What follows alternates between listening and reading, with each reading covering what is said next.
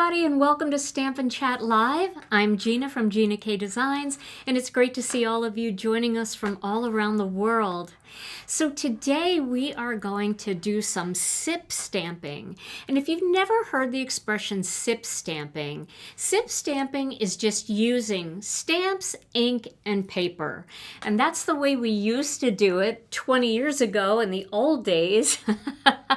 We used to just grab our stamps, our paper, and our ink, and we would make cards. So those three items are going to be the foundation of today's projects that I'm going to make. Now, I have some kind of sad news today. Tom is not here. He is not in the dead space. Let's see if I'm working all the controls here, but Tom, I wonder if this, see, no dead space, no Tom today. Just me. I'm all by myself. I have all the buttons and I'm trying to do this all by myself, but so far so good.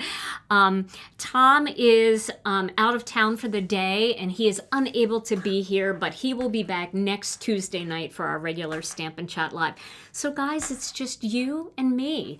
It's kind of like, you know, we're just on our own. It's like a PJ party. We all got together and we're just doing it. We're just doing it however we can do it today. So, all right. Well, let me show you what I'm going to use for today's video. And, you know, Tom gave me a word of the day, but I can't remember it.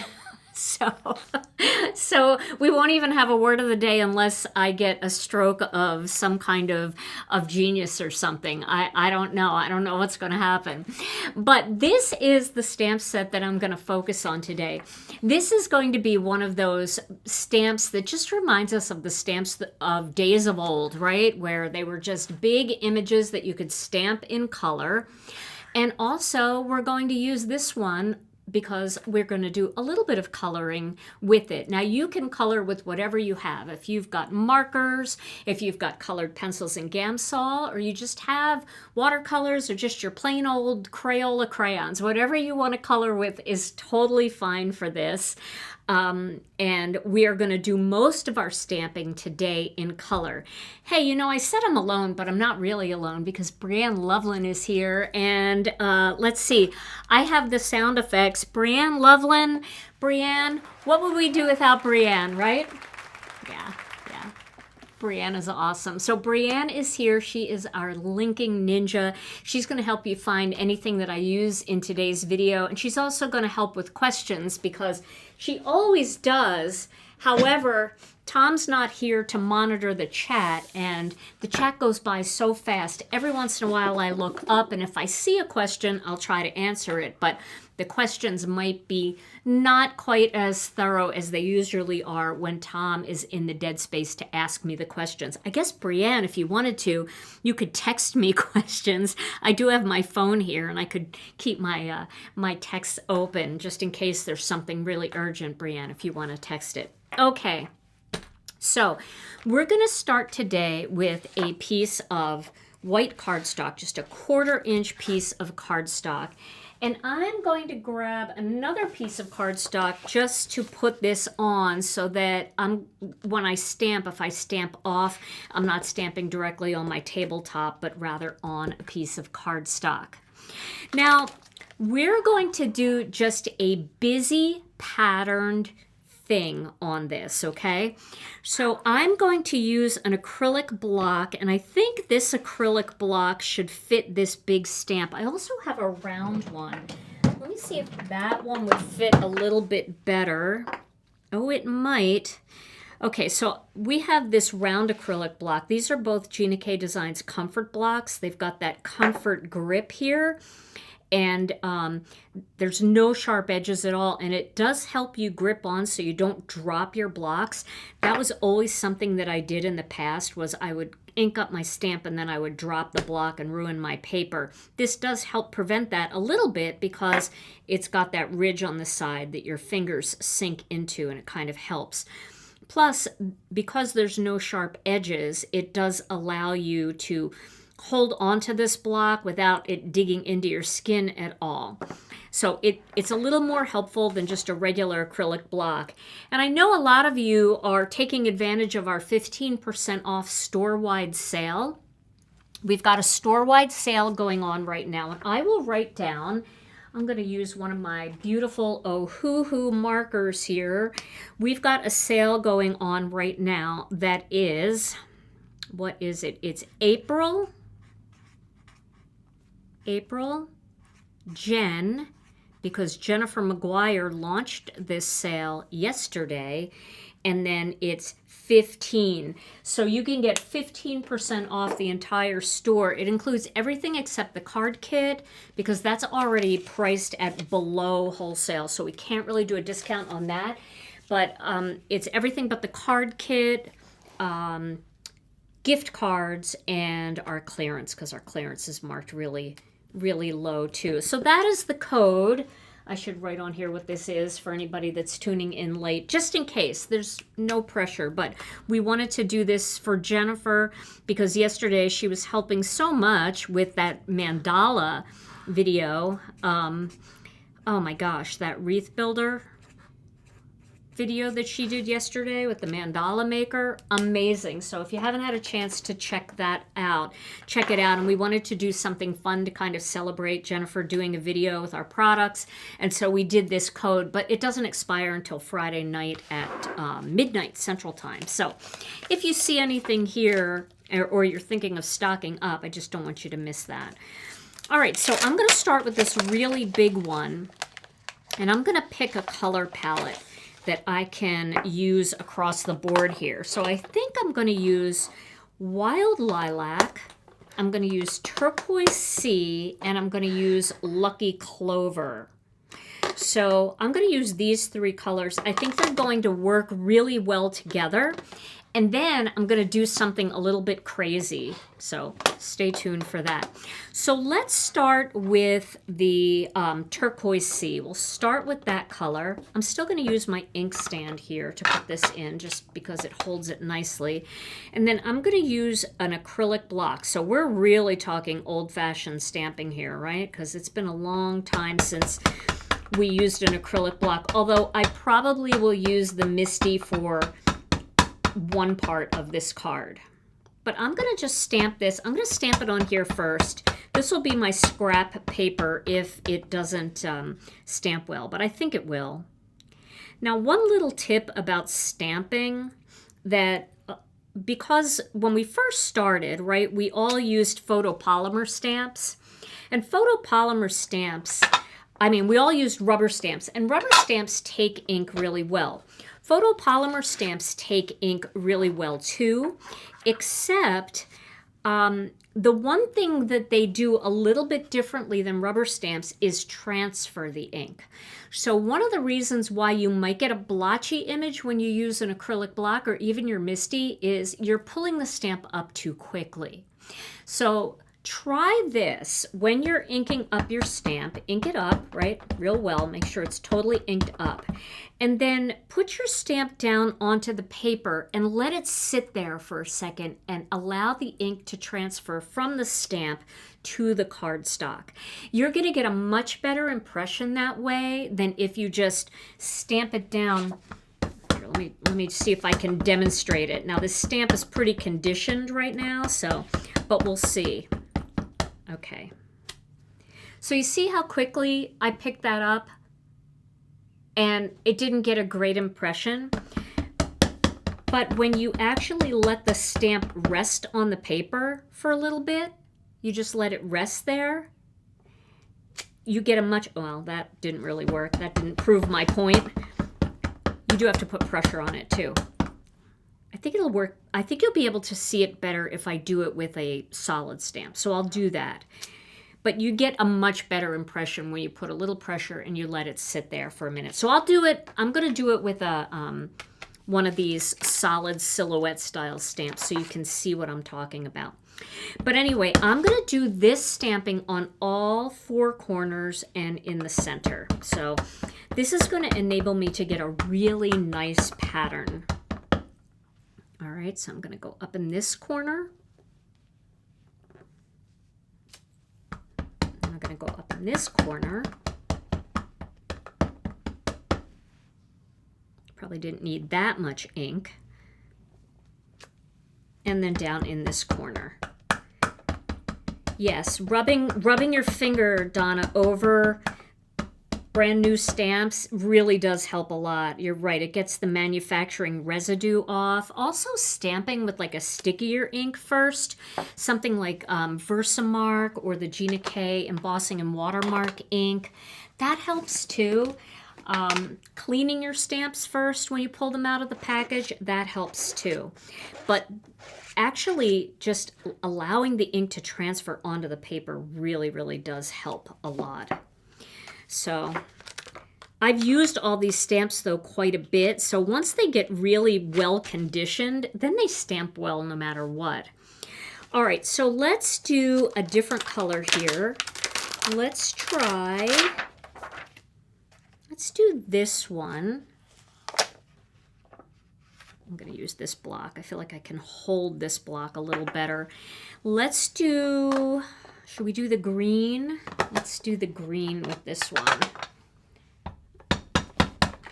Let's see here. Now let's see the difference, if I can make this work. I'd love to be able to show this to you, although this stamp is taking ink so well right now. Okay.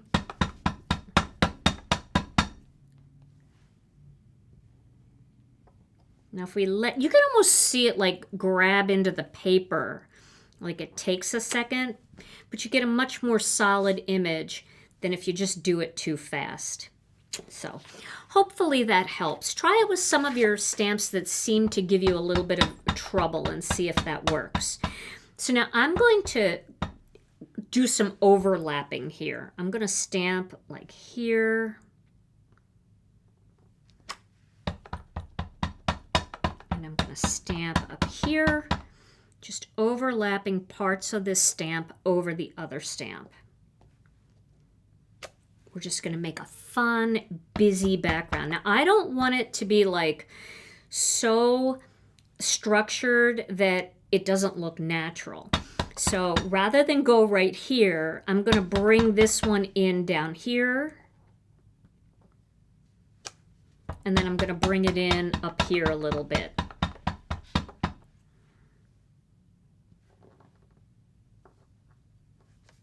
Okay. The tray that I'm using to hold the ink, this is the ink stand, and this is by our friend Brianne Loveland. Her company is the Inkstand Shop, and she and her husband make these inkstands in their home, in their garage, right, Brianne, I think? And I believe you guys are in Iowa, right? Or no, you're in Indiana. They're in Indiana. And so they make these inkstands, and they're great for ink blending because they have these rubber feet on the bottom, which help it stick to your surface so you can ink blend without getting ink all over your hands. It's really nice. I get ink on my hands no matter what, but Brianne has saved a lot of ink from getting on my hands. Okay, so I am looking through my markers here, and these are the Ohuhu markers, and I'm going to just play on my little scrap here. Ooh, that's pretty. Look at that light blue. It's probably hard to even see, but look at that color. Isn't that so pretty? This marker is BV32, so that's more of a blue-violet. Let me look at a BG color, because that would be more of a blue-green. Oh, yeah. That one's going to be even better. See how that matches the ink a little bit? So I'm going to use this marker. You can use any markers or any colored pencils you want, and I'm just going to add a couple little brush strokes in here just to fill this in.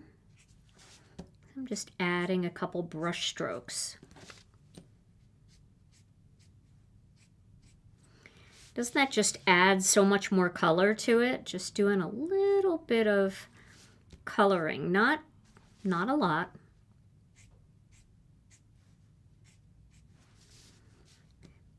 And you could do this with a different color if you wanted to do like a two-tone look.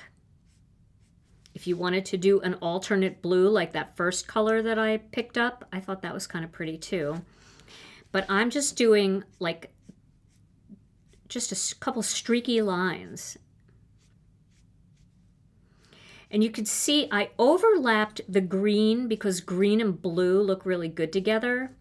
I don't know how good green and purple are going to look together because that's going to make more of a brown color. So I'm going to be careful not to overlap too much of that. But isn't that pretty? So we're just adding a little bit of color here. This is kind of like old-fashioned card making, because in the old days, and some of you might be almost too young to remember, but we didn't have very many materials. We probably had Prismacolor pencils, if I can remember. They've been around forever. But we had stamps, we had paper, and we had ink pads. And most of the stamps that we had weren't even solid stamps. They were line art stamps.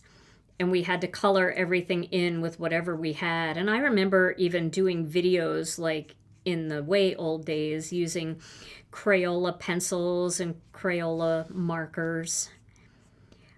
Stampin' Up markers were all water-based, and that was one of the things that I started with, Stampin' Up.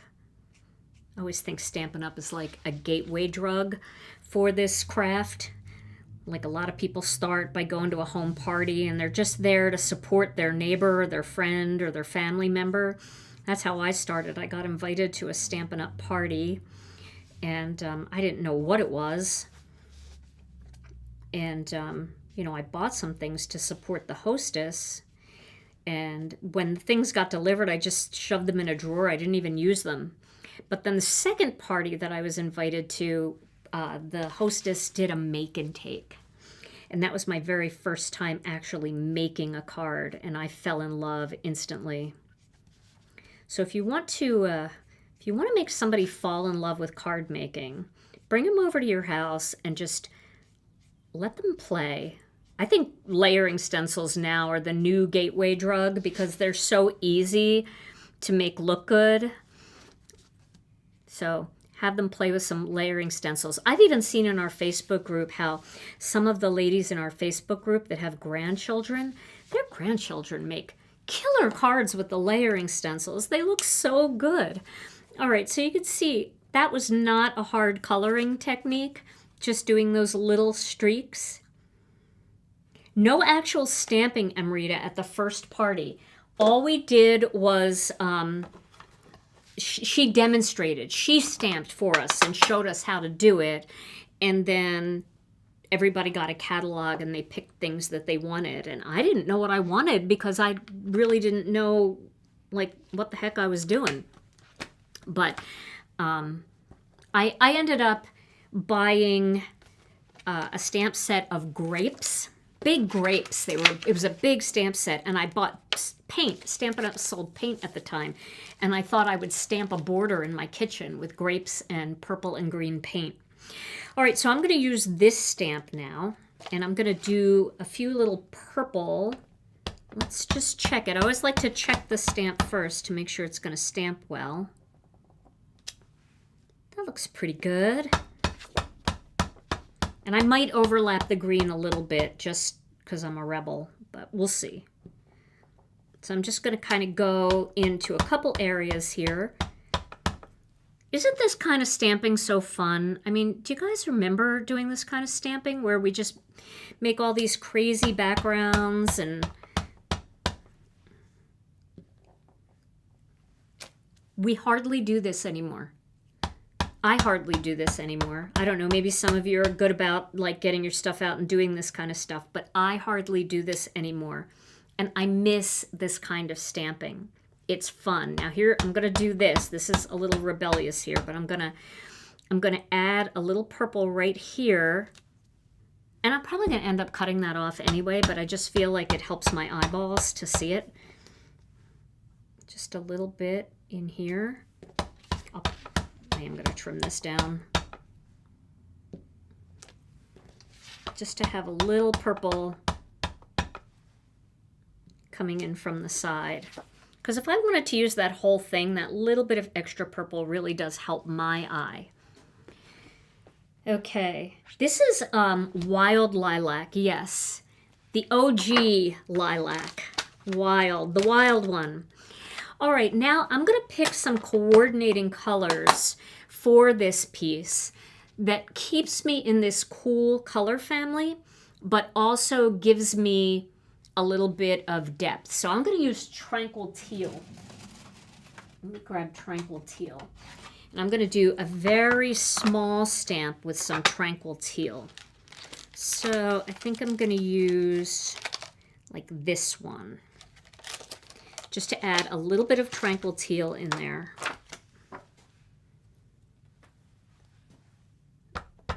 Oh, it makes me happy to hear that some of you actually do this kind of background stamping. I don't, and I need to, because I love the way it looks, and I love how relaxing it is to do it. You know, it's just, it really, I don't know, it's very therapeutic for me mentally to just methodically stamp images all over a piece of cardstock like this. Okay, so I'm going to leave it there, and then I'm going to do something a little bit crazy. I'm going to add some black to this. And I'm going to do it with this one. See how cool that's going to look if I do it in black? Now, black scares me a little bit to not use the Misty, but I'm going to try it. We'll see if I can get a really good black impression on my scrap paper. We'll see. I should be able to get a good impression. That looks pretty good. I'm happy with that. So I'm going to put a few black ones in here. And the thing about the black is you can go over any colors because it just blocks everything else out. Isn't that fun to add some black? I bet you didn't see that coming, because I kind of didn't see it coming either. But I needed to do it. I'm going to put one right up here. I'm going to put one kind of off the cardstock over here. And I'm not done with the black, because I want to do a tiny bit of a small one in black, just to add a little bit more black. But isn't that a pretty pattern? Yeah, Amrita, I didn't see the black coming either, but but you know, you start looking at it and you're like, I'm going to go for it. And then I think I'll do a tiny one with a little bit of extra black, like this one. I haven't used this one on this card. So just to even out the black a little bit more, get it in a couple more places.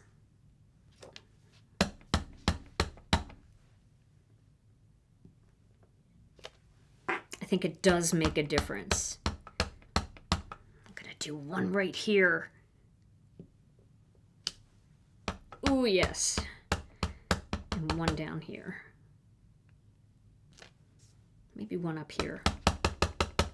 Even though I'm going to cut it off, I just want to see it. Okay.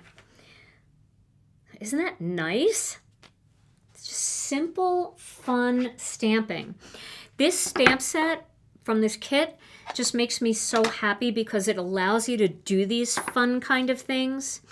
Now, we could jazz this whole thing up with a little bit of gel pen. And not a lot of gel pen, but just a little bit, like to accent maybe a little bit. Let's just see. Let me just see. So when you're using a gel pen, also, this is another tip, and you probably heard me say this before, but I'm going to say it again for anybody who hasn't heard it. I like this Uniball Signo gel pen, but a lot of people have trouble with gel pens drying out or not working. They stop working. Now, I don't have that problem with the gel pen, but I don't think it's as much of a problem as we think it actually is. I think it's not so much the gel pen as it is how you use the gel pen and what you do when you're done using the gel pen. So gel pen is like paint. It feels like paint. It goes on like paint. It's a thick gel kind of opaque kind of thing. So some people will start a gel pen on their skin because they're like, if you're like me, your skin's a little rough. If you've got nice skin, don't do that. do it on something like a piece of rougher cardstock, something that's not quite as smooth. The thing that happens with gel pens sometimes is if you imagine that there's paint in here, well, that little bit of paint that's on the surface just dries up, and it prevents the ball from rolling, because this is a ballpoint pen. So if the ball can't roll, the paint can't flow. So we've got to kind of move that crusty thing out of the way. And the other thing that you can do to help it is when you're done using it, just rub your finger over the edge to get off any paint before you put the cap on, and that helps prevent dried paint. I know it's not paint, it's like a gel paint kind of thing, but that does help. And the other thing that a lot of people do, and I was guilty of this too, is you press really hard, like it's not coming out, so you start pressing harder. But what happens is when you press hard, you stop the ball from rolling because you're putting pressure on it. And if you lighten up your touch more, you're going to find that that gel pen just rolls out of there a lot easier. So, yeah, I don't think the kits are sold out. I don't think so. So I'm going to look at it here on this. Let's just see, do we like this look if we added a few little dots just on a few little petals? I'm just going to pick a few. I'm not going to do it on a lot. I'm just going to randomly do it, and let's look at it and see if we think it's cute. If we think it's cute, I'll do it. If we think it's not cute, then I'm not going to go through it. Do you like that look? The little dots on there? So I'll do a little poll here because I can.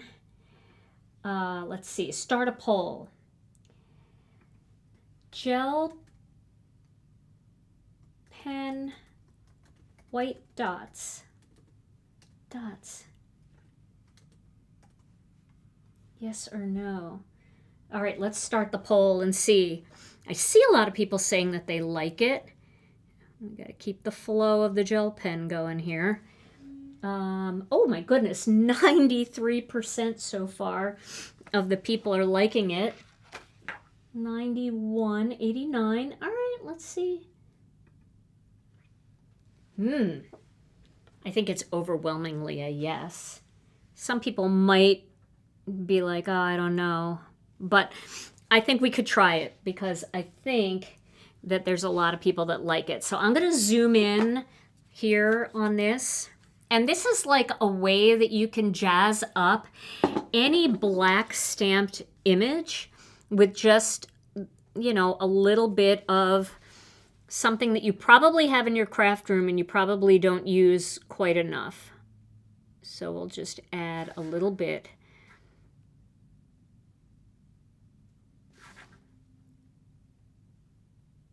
And some of them will do 3. Some people might not like it, but this is very mindful, this kind of activity. When you're just, you know, using a pen or using your markers and just coloring little swishes over the petals. I love these kinds of activities. They're not necessarily high-tech crafting, but not every craft project has to require like a massive amount of brain power. I think that's really cute. It's very doodly and very fun. Okay, I'm going to end the poll here. Let's see. 89% wanted the gel pen dots. Okay, so that's good. That's fun. It'd be good if I could color in the petals. So I have these readers that I got, these reader glasses that I got at Walgreens. I always buy them when it's like buy one pair, get one pair free, because they're not super cheap, but I lose them, I forget them, so I like to leave them in different places. But today I found the screw for my glasses on the floor in the kitchen, and I tried to put it back in, but I couldn't see without my glasses on to put it back in. So these glasses are hanging on by a thread for sure. Have you ever done that? Where you're trying to trying to fix your glasses without your glasses?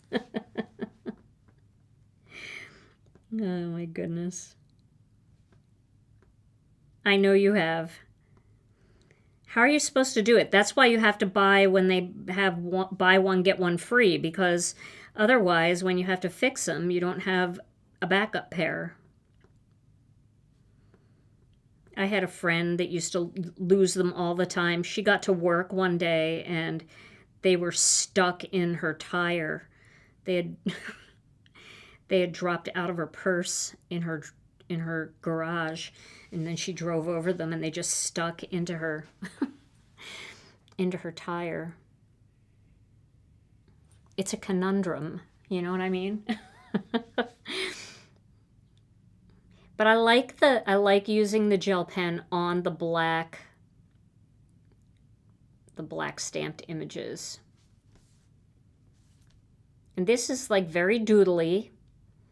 Between me and Jennifer yesterday with her mandala, with her mandalas that she made, we've really been creating a lot of doodly fun kinds of projects lately. But if you didn't get a chance to watch her video, head over and check that out because it's really good. She did some beautiful mandalas using the mandala maker and the wreath builder templates. She did sell those wreath builder templates out. However, we sold so many of those wreath builder templates over time that I'm surprised that there was anybody that didn't have them. But I know we always have new people that are joining us in the craft. Now, the one thing that can happen with your gel pen is you can actually literally run out of ink. And I think I have. I think I have literally run out of ink. Oh no, there's a little bit in here. Okay. All right, so we're going to leave that like that. And I think that's fun and bright and cheerful.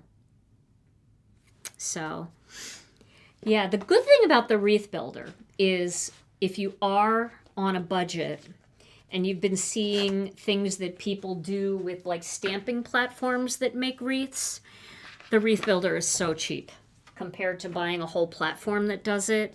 I mean, it's the price of a layered stencil. And it works in your MISTIs, so you can use the same platform that you've been using. All right, now we're going to make a little greeting for this. And I'm going to stick with this stamp set. So I think we'll do one that says, thank you. We'll just do a thank you card for this. We'll just make this a simple thank you card. So I am going to use my MISTI for this, although I don't have to. If we really want to go old school, I could test myself here and see if I could stamp a greeting well with an acrylic block. We could try it. I always worry about the people that don't have a stamping platform and they think, oh, I can't do anything because you're always using that platform. I can't make anything. It'd be nice if they could participate too. So I'm going to try to stamp this right up here nice and straight. Okay, so I did get a little goober there. Now I can either sand it with a mono sand eraser, or I can use my gel pen and I can just erase it with the gel pen. There, now it's gone. I erased it with the gel pen. But I will stamp it one more time just to see if I can get a better stamping. I'm living on the wild side, guys. The wreath builder will probably be back in stock in about 2.5 to 3 weeks it takes to manufacture our stamps and stencils.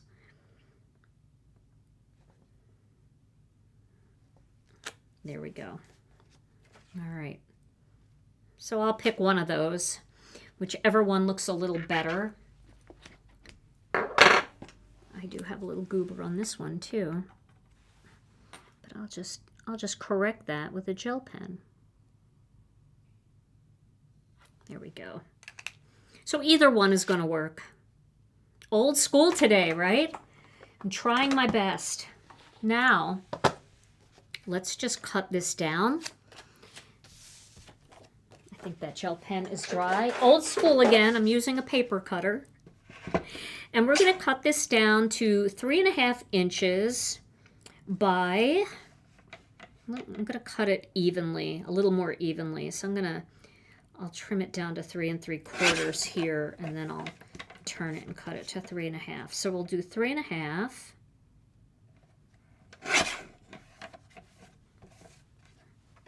Should I do it as a strip? No, I don't want to take too much away because it's kind of too pretty. So we'll take 1/4 inch, well, more than 1/4 inch, but we're going to go to 4 3/4. So this would be the equivalent of Master Layouts 2. But when I look at this, I feel like it needs a little bit of black here and here.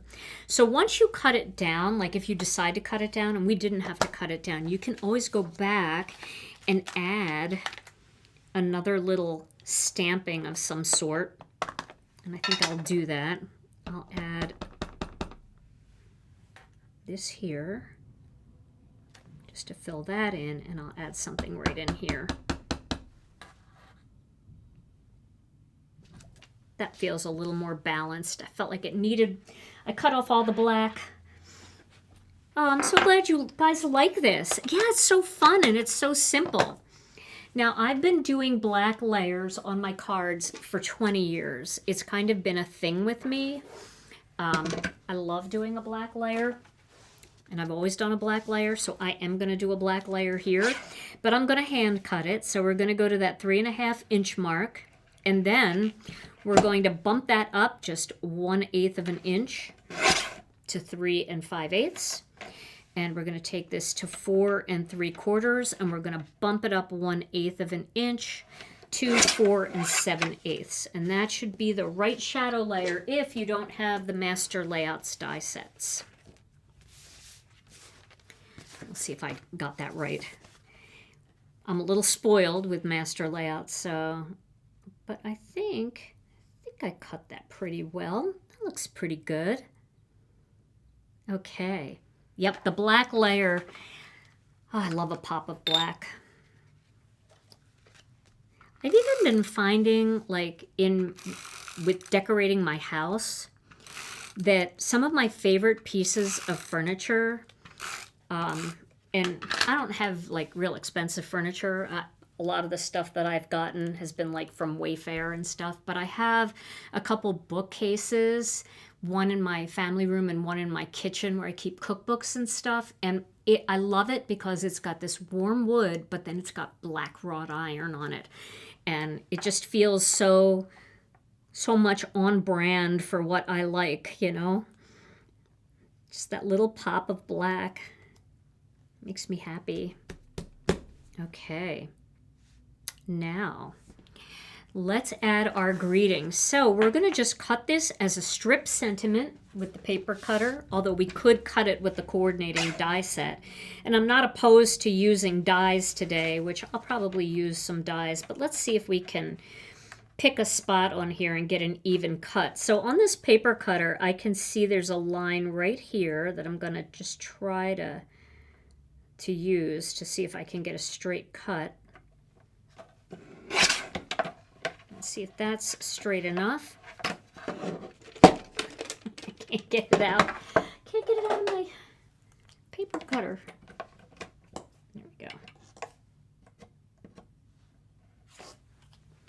So how am I ever going to cut the top of that off? I should use this bottom one. That would have been easier because you can see where you want it. Then I'll use this bottom one.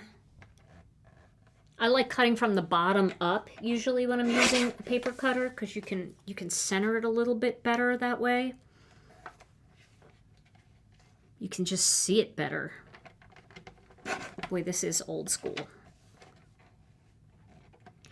You know, when I do cards like this, it's fun, and it proves to me that you don't need all the fancy tools to have fun with your crafting. But it also makes me very grateful for the ingenuity of like people who invent the MISTI and invent die cutting machines and have done those things, because I think that that really, really makes a difference. So I'm going to just pop that greeting on there.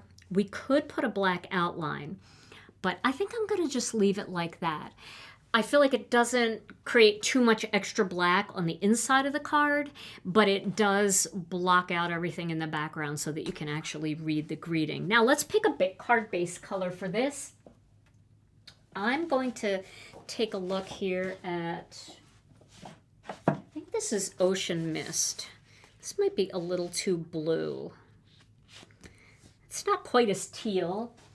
I might have a sea glass one. Let me see, I have all of these pre-cut because here's a sea glass. Was it sea glass or turquoise sea? This is turquoise sea. This might be a little better to play off of that turquoise in there. I like that. Also, we could look at wild lilac, because there's not a lot of lilac in this card. And that really brings out that purple a little bit more. All right, let's let you guys pick. All right. Card base color. We'll do wild lilac or turquoise sea. Okay, you guys pick. We'll let you guys pick. But you see how your eye on this card is drawn to the purple parts of the card, and it allows those other colors to show up pretty well. This really enhances the turquoise parts of this card. I feel like your eye is drawn to whatever color the card base is if it's inside the card. All right, wild lilac's winning right now. Wild lilac. I'll cut wild lilac and we'll let the poll run a little bit longer because I want everybody to have a chance. But I'll cut the wild lilac just in case we're going to use it. Yeah, it's at 63% of the voters voted for wild lilac. I think wild lilac is kind of fun. All right, so we'll end that poll.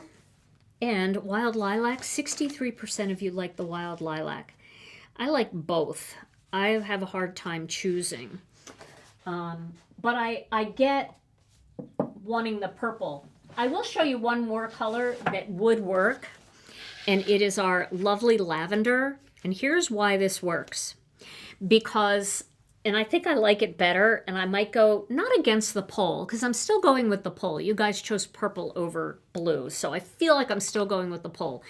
But here's why I think this works the best. Because number one, this color is not in the card. So it doesn't take away from any of the colors in the card.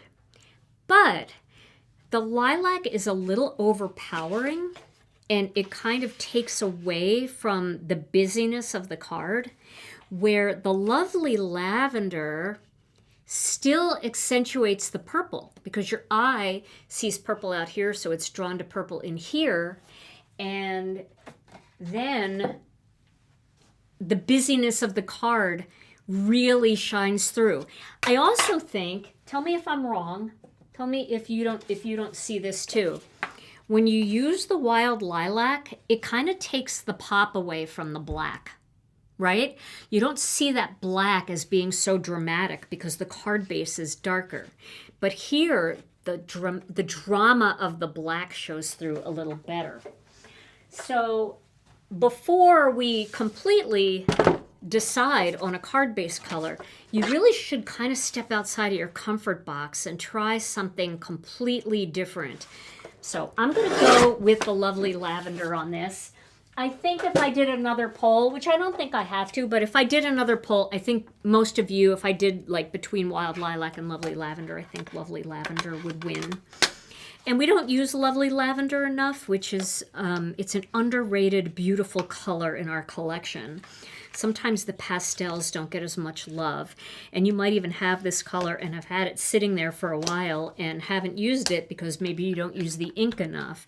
But this is a great use for it. So we'll go with this. And I don't think this card needs any embellishing at all. I think the little touch of white gel pen is enough for it. And of course, back in the day, we didn't even really do too many embellishments. I think we had stickers, but that's about it. We didn't even think about embellishments. And we didn't really do a lot of foam popping up either back then. So I'll put this right on the card because this is an old school. We're going to take it right to the end there. So it's just coming in from the end. So this is an old school style card, but super fun. Something super fun for us to do. Yeah, the Lovely Lavender's the look, right? I'm so glad that a lot of you guys agree with that because I think that that does make a difference. Yeah. So this is really truly sip stamping. This is stamps, paper, and ink. This is something that you can do with very, very limited supplies in your collection. A fun flower set, some white cardstock. And if you didn't have this color cardstock, you could run an ink pad around a white piece of cardstock with a light purple or a light aqua color and make your own card base. But this would actually look very beautiful on a white card base too. So even if you didn't have all the colors of ink, if you just had a handful of colors, like a rainbow of colors, you could make a card like this very, very easily. So this is good for people that are just starting out and you want to do something a little bit different. Plus, for those of you that love making your own pattern paper, this is just a fun pattern paper design. And you could chop this up and just use a strip of it down the side of your card, maybe a strip on the inside, maybe a strip to decorate your envelope, and use it the way you would a pattern paper. All right, so let's make another card. Now, this next card I want to make, I think I'm going to maybe do some die cutting because I do want to show this stamp set a little bit more. And the last few cards that we made with this stamp set, let me refresh your memory. We made these cards, which is also very much like sip stamping. These cards, right? All of these cards have that same kind of feel. They're just stamps, a little bit of light coloring, paper and ink. Of course, we did die cutting here. We cut it out with the coordinating dies. We popped it up with foam. We added those black embellishments. So this is stepped up from just simple sip stamping. But they all have this kind of look, and I didn't do a lot of die cutting. So I did want to do some die cutting using this set just so that you can have another fun card to make. And since we are in spring, and honestly, in Wisconsin, I don't know about the rest of you guys out there, but the rain that we've had, and today, on my way to work, the sun came out, and it had been a storm, and I saw the most beautiful rainbow.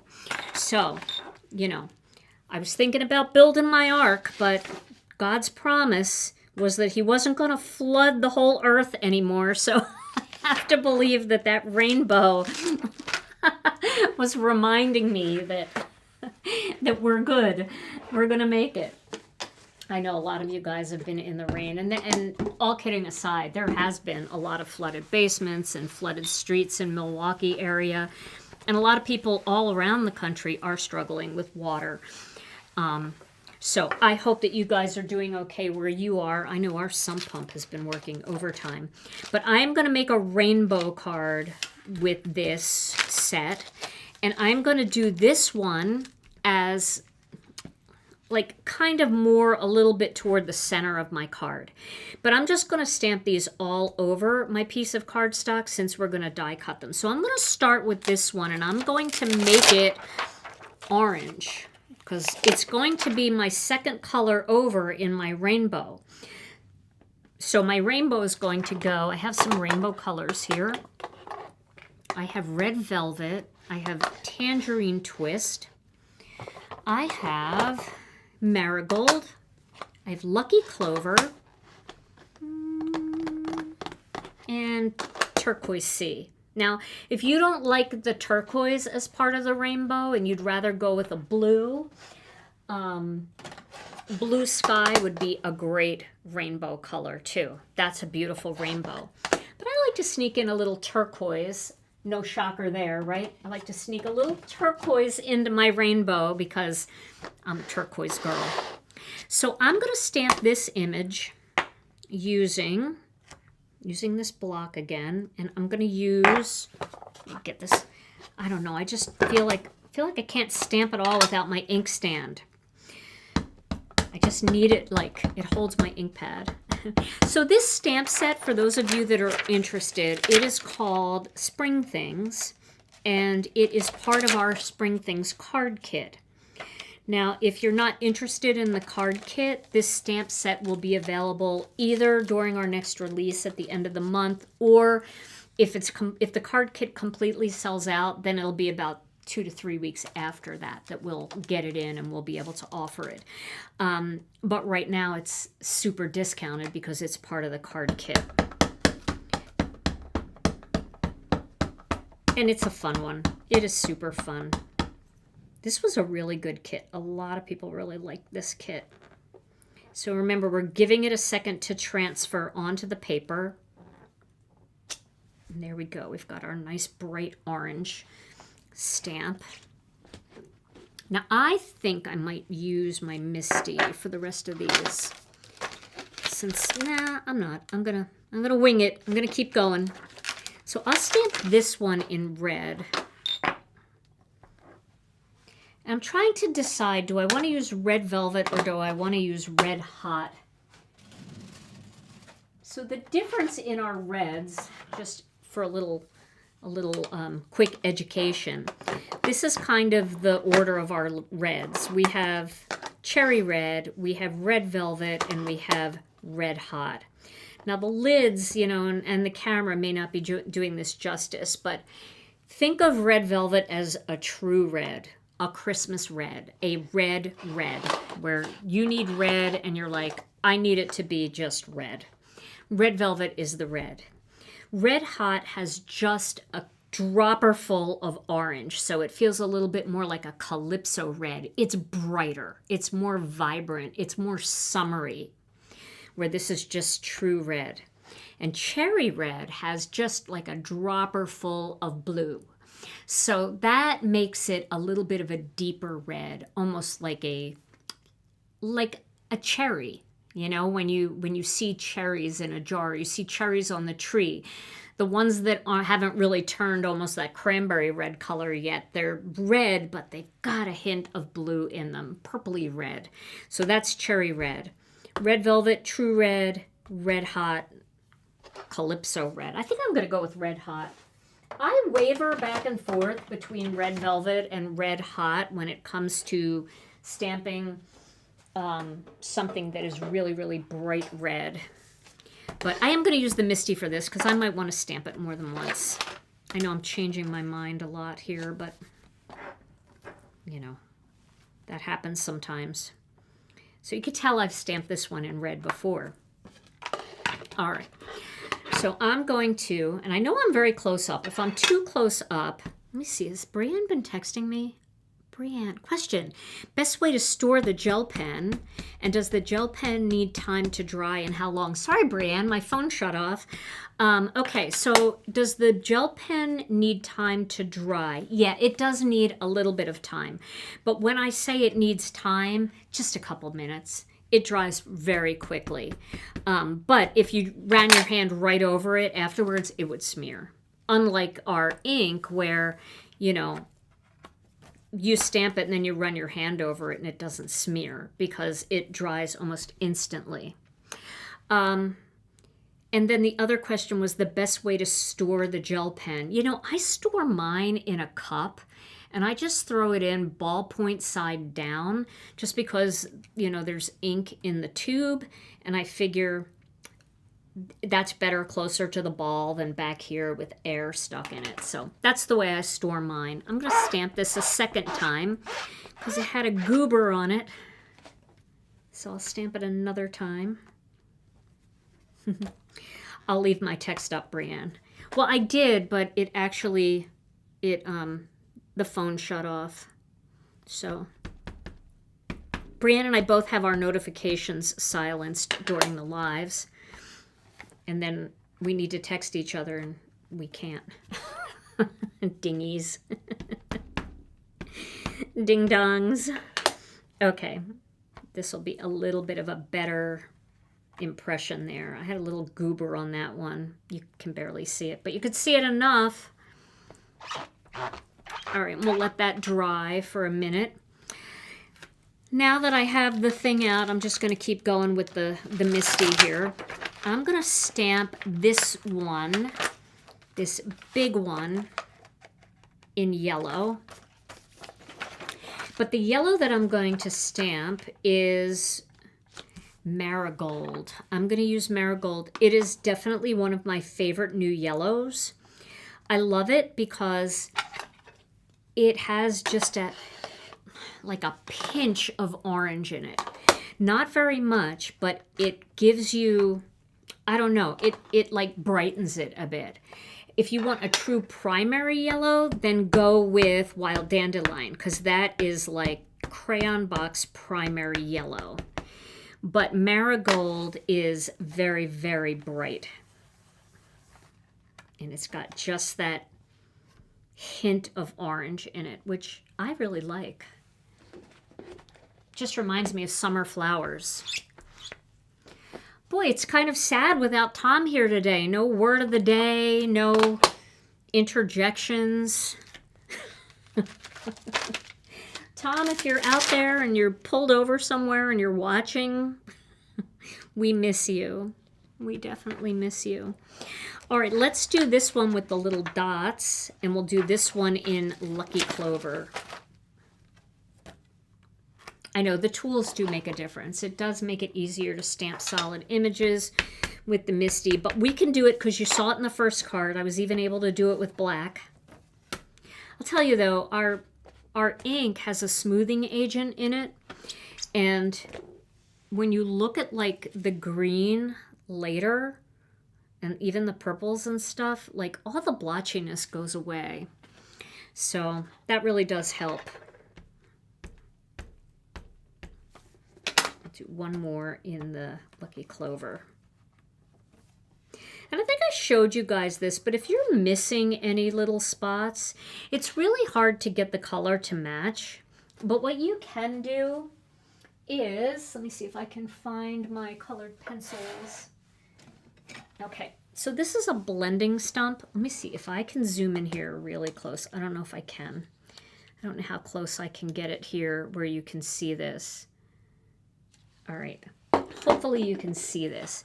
Can you see that it's missing a little bit right there? It's probably super hard to see, but it's missing like, oh, it gets a little blurry when I get too close, but it's missing a little bit right there. Well, you don't really see that too bad on the green, but if you just want it perfect, just take a blending stump and just rub the blending stump over your ink and just tap the blending stump into the missing part. With the smoothing agent in our ink, that's going to dry up to the exact same color as the ink, and you're not going to see it at all. It makes it perfect.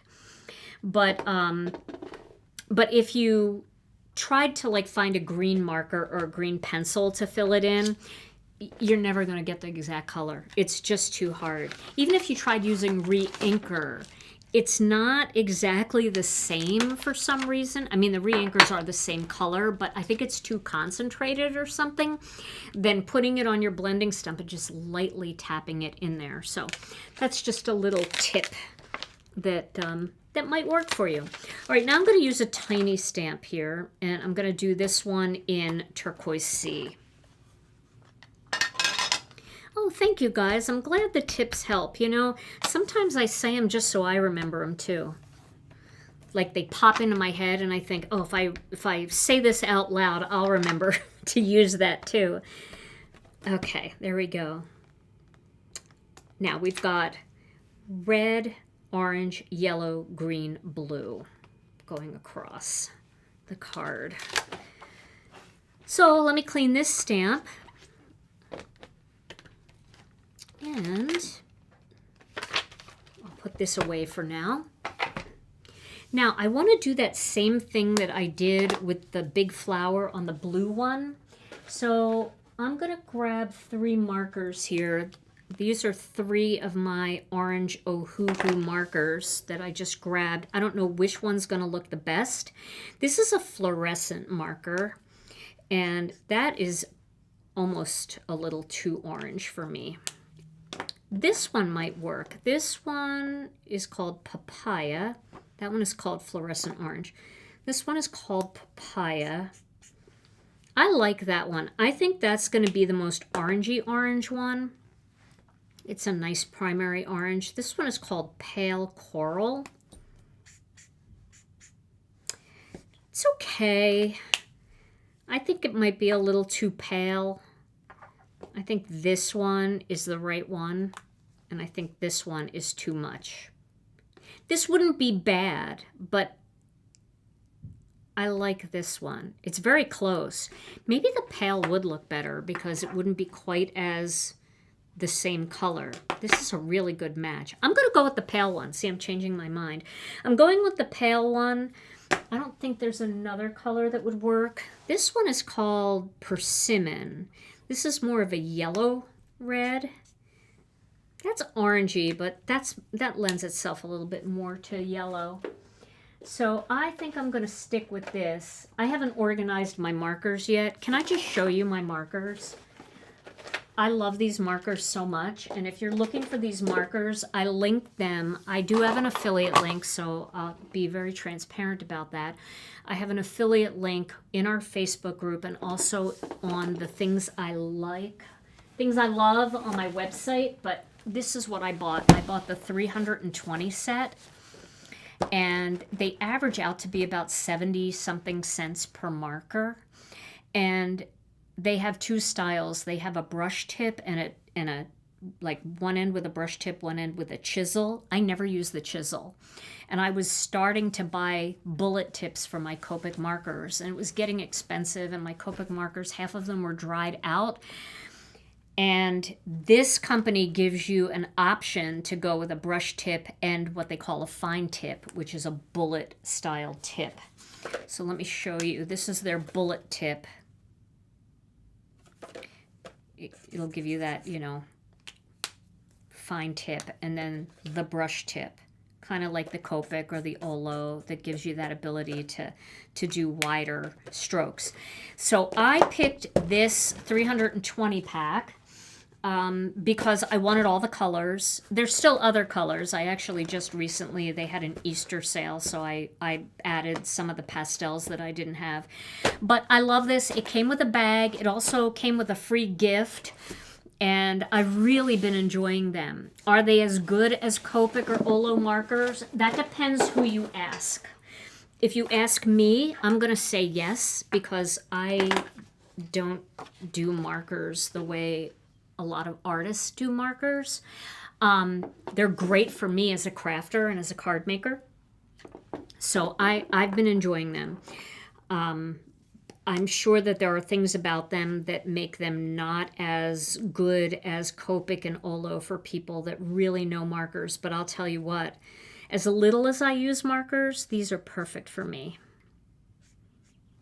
And they make me want to use markers more. I use markers for all my doodling, and these have been beautiful to blend. They've been like super like easy to swatch and easy to pick colors. I haven't felt like I'm lacking anything. See, I like this lighter color in there because it doesn't take away from the darker lines, right? But again, if you already have Copics and Olos, you don't need them. But if you don't, and you don't have the money for Copics or Olos because they are very expensive, I think Olo markers are probably around $7 a marker. Copics are $6 to $7 a marker. I know you can get sales and deals here and there, but these are like 77 cents a marker, I think. So pretty cheap. Okay, so I probably should keep, well, I'll just put them over there. All right, so now I've colored that a little bit. Just wanted to give it a little bit more orange oomph. And now I'm going to die cut these. So I have my die cutting machine here. I am not too proud to say that that I am Ohuhu marker level. It's seriously though, if you follow the Ohuhu marker hashtag on Instagram, you're gonna see some amazing art. And I think my daughter Alicia would say, yeah, you need to have good tools, but also if you're a really good artist, you can make any tool look good. And I've seen some amazing artwork done by artists that use Ohuhu. So now here's the tricky trick. Oh, I got lucky.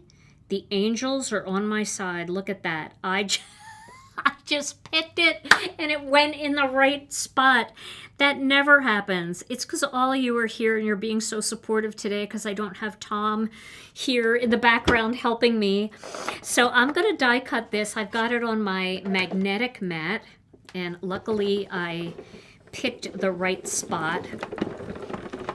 But one thing that you can do if you have trouble figuring out the right spot, what some people do is they will take a Sharpie and they will put a Sharpie dot at the top of the flower, right on the photopolymer, right on this side where they don't clean the stamp. They'll just put a Sharpie dot right there, a black dot, and then they'll put a Sharpie dot on the same exact spot on the die. And then they know as long as my stamp is situated upright like this when I stamp it, the die is going to go right on there as well. So that's, once you figure it out, you know, you only have to figure it out the first time. Okay, so there we go. Beautiful. Let's cut this one out. Could I get that lucky again? Stop it. That's 2. I should play the lottery today. I need to go buy a lottery ticket right now because it's my lucky day. It's 2 dies that I picked going in the right direction. Oh my goodness. Well, welcome everybody who's just joining us. It's great to see all of you here today. I'm here alone without Tom, so I'm running all the buttons myself.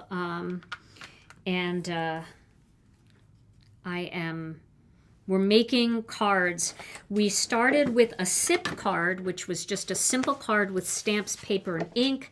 And now we've graduated into a little bit of die cutting here because I wanted to make a couple extra cards today. I think I'm going to go all out and make a really crazy card. All right, so it's not, there we go. Not bad. This one's a little easier to see because it's got this like big V here opening and you can look for the big V on the die. So that one's kind of a little cheat. There we go. These will be better than horrible.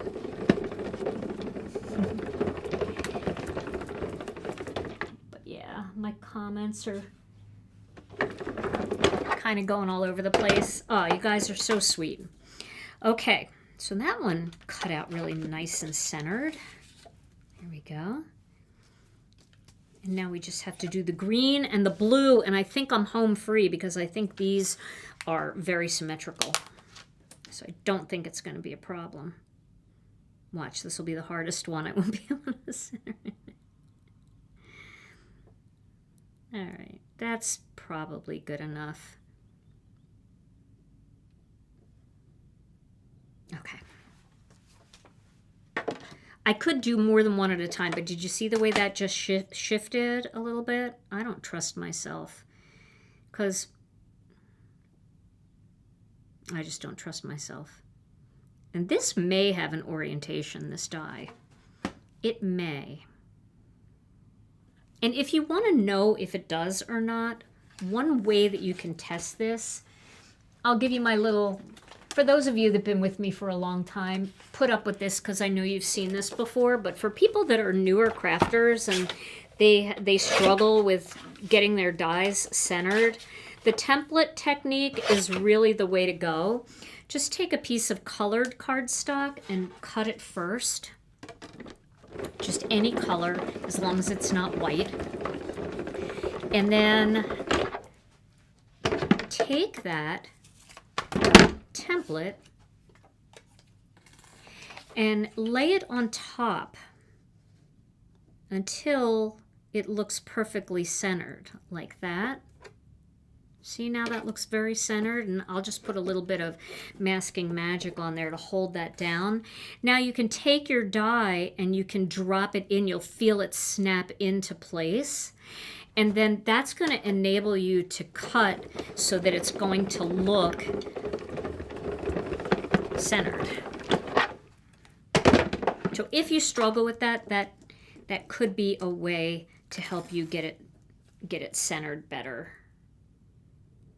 So that's one of my favorite little tips for perfectly centering dies. And you can keep these little templates and use them over and over again and just pop your die into them. You could just keep them with your die set in the stamp pocket.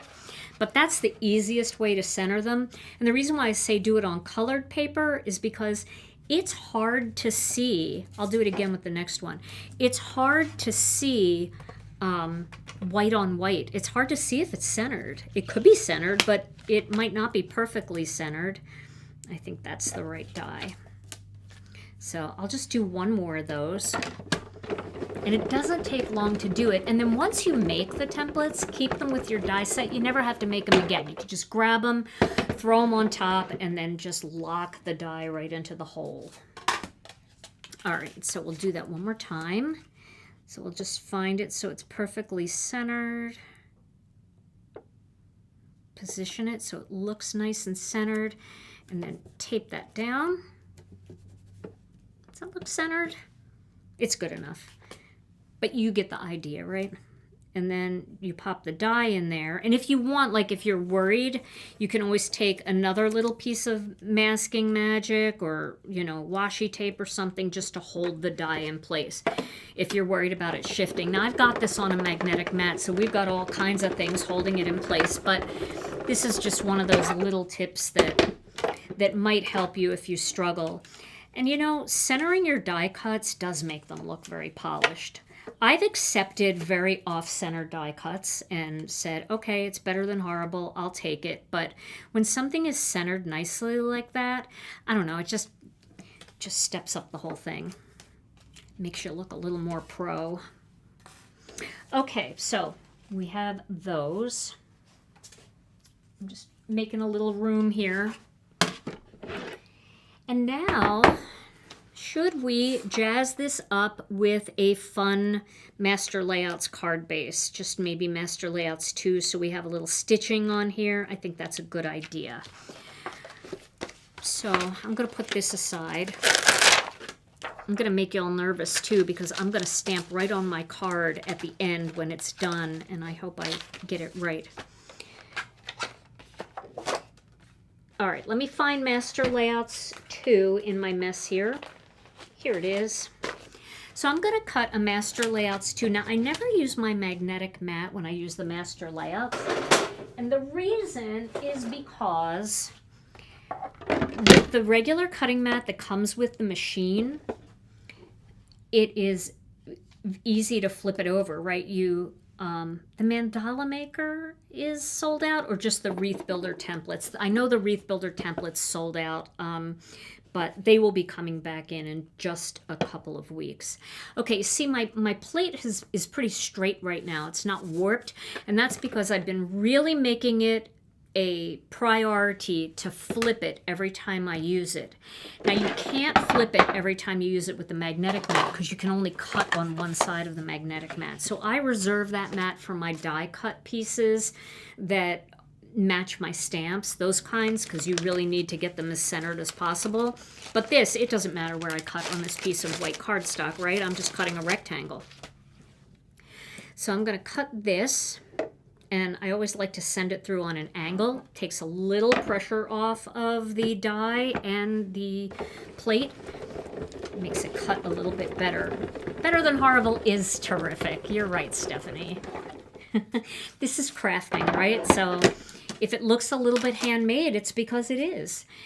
But I do like to center my die cuts. That is a little thing of mine. Okay, so we've got that nice little crisp stitched edge. And then we're going to go ahead and use the plain rectangle die with a black layer. I know, shocker, right? Shocker that I'm using black. Use black on everything. I do. Okay. Incentive stamp sets change on new release night only. The only other time that incentive stamps change is if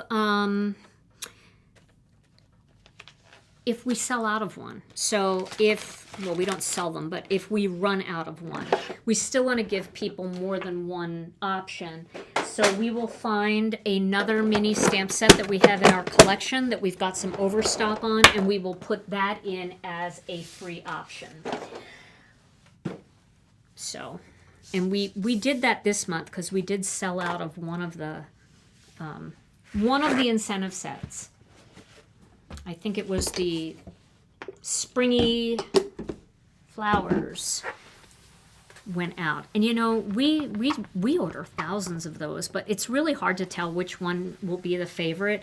We're really debating about our April release because both of the new incentive stamp sets are so cute. And just none of us have any clue of which one you guys are going to like the best. So I'm excited to see what you gravitate toward. I like them both, and I'm going to be making cards with both of them. So I'm going to get my sticky mat here, and I'm going to add just a little bit of light stenciling behind this panel. So I'm just going to pop this on here, and I'm going to use our Decorative Double stencil for this. This is a fun stencil because it has two stencil designs in one. But the cool thing about this is you can extend both of these over and over, and you could put this on the biggest card you have. Because let me just show you what I'm talking about here.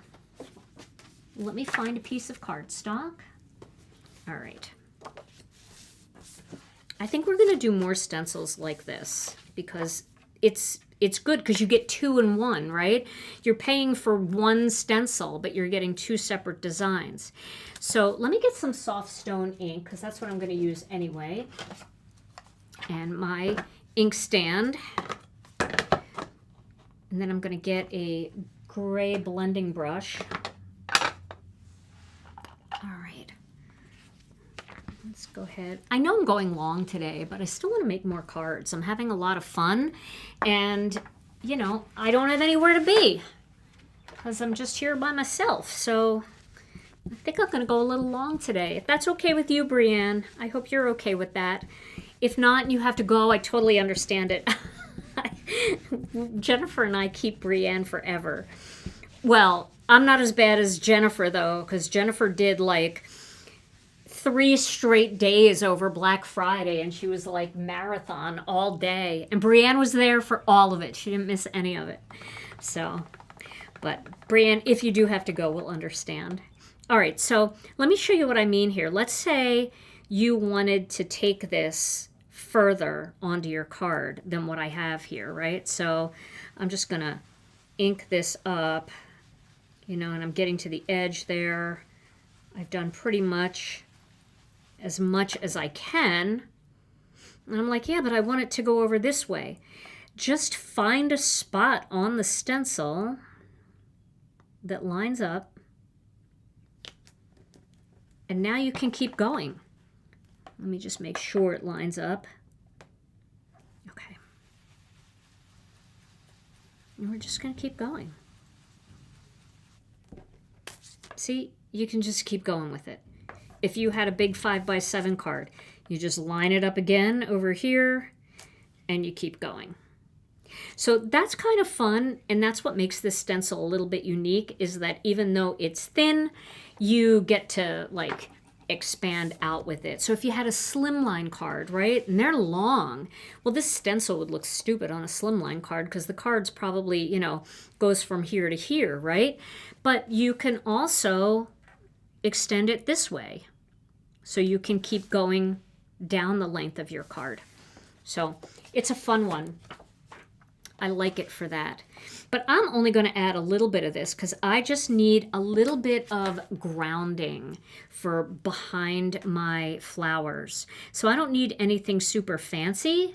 I just want to have a little bit of soft texture. Now I could do this with a background stamp, you know, and just kind of like tap it in. But a stencil makes this really easy. I'm just going to go ahead and add a little bit of color just across the center. And this just gives me something for my flowers to rest on. I'm not taking it all the way to the edges. It just gives me something for those flowers to rest on. I did take it a little bit close on that side. So maybe I'll go a little closer on this side and down just a little bit. Just like that. Kind of a mist of color to just create that grounding area. So now when I lay my beautiful flowers on here in rainbow order, they've got something to rest on. And you just see a little bit of it peeking through.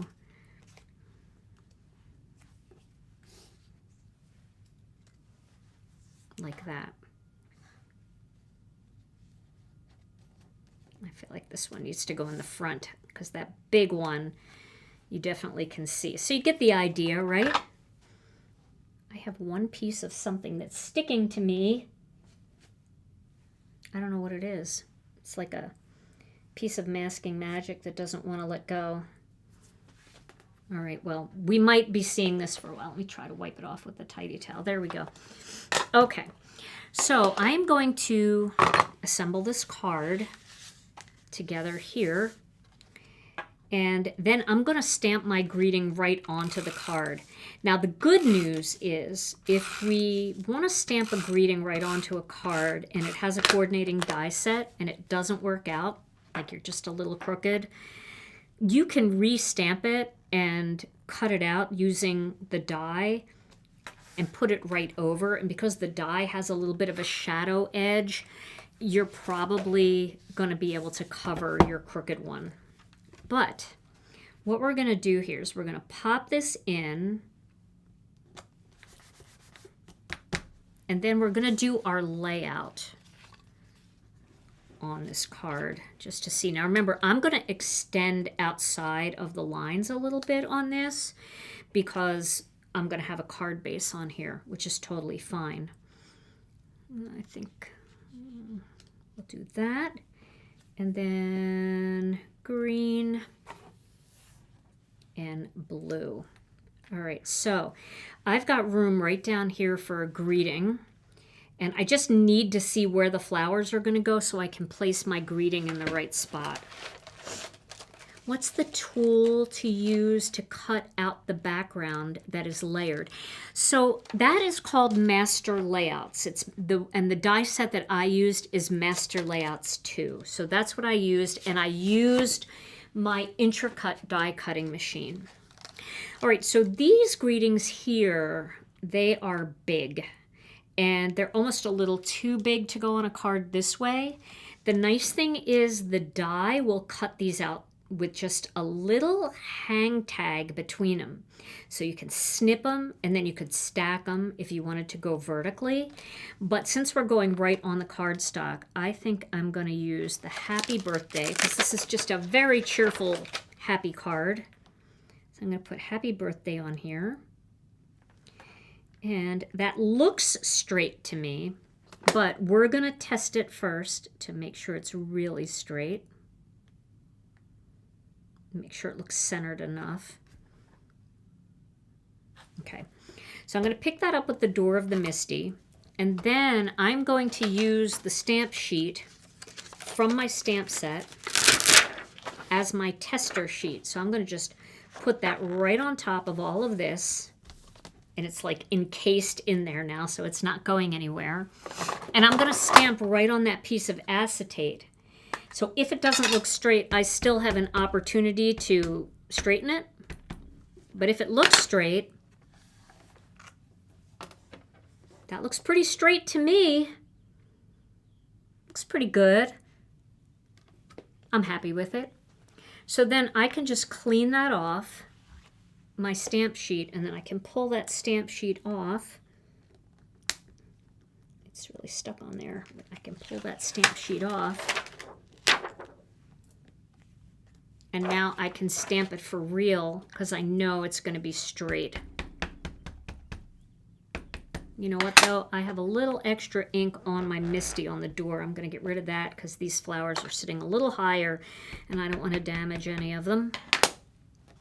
And so we'll give that a nice stamping. That looks pretty good. We could do another light layer on there.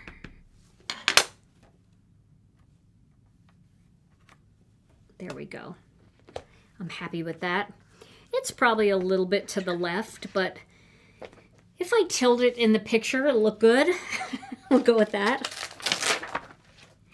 Give it to somebody that doesn't own a ruler or a level. Okay. Now, I am going to use some foam squares to pop these up. I'm just going to leave it right where it is for now. And I'm going to first pop up this orange one.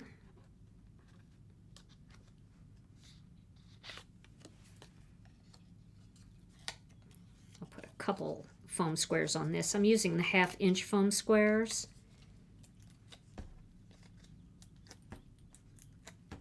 Okay.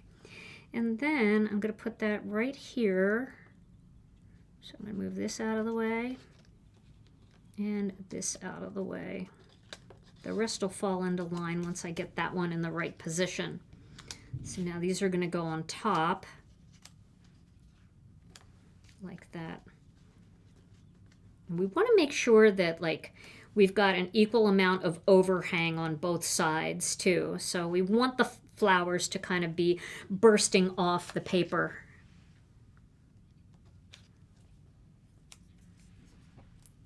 Okay. There we go. We'll do that one there.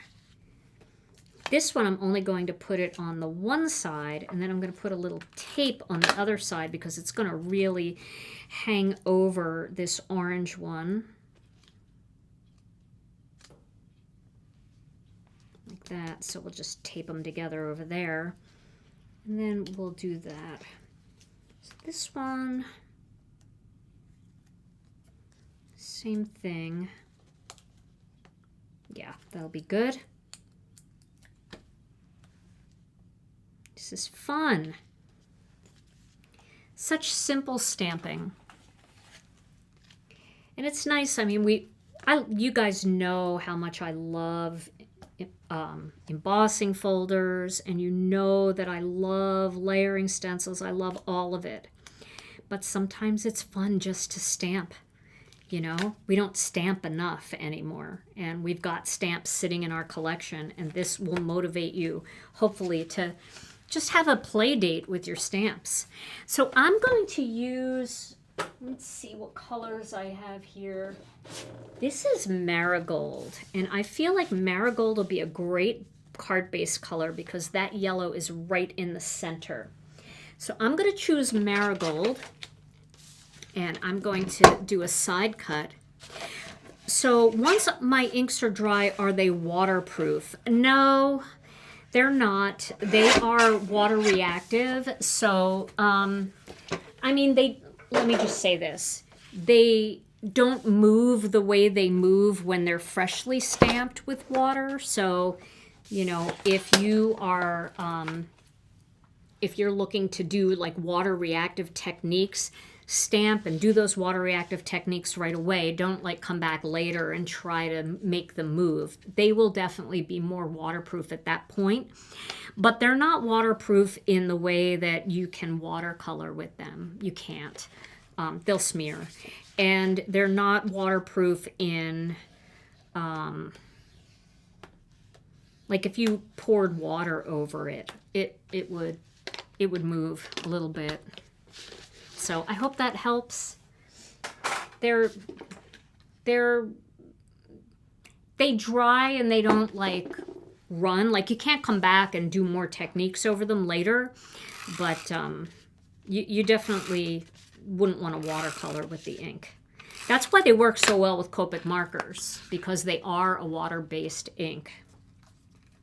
And that's why they dry so fast. Okay, because there's not a lot of pigment in them. All right, so that's super fun, right? Now we could add a few little black dots to this, or let's add a few little black pearls. I think some black pearls would be fun on this one. Let's see how they look. I gotta find my other pick and stick tool here. Let's just see what they look like. We could put a black dot there just to, you know, pull in the black.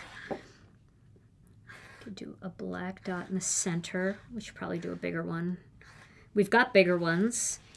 This is the larger mix. We've got a 3mm like mini pearl mix of black, gold, and silver. These are heavy though.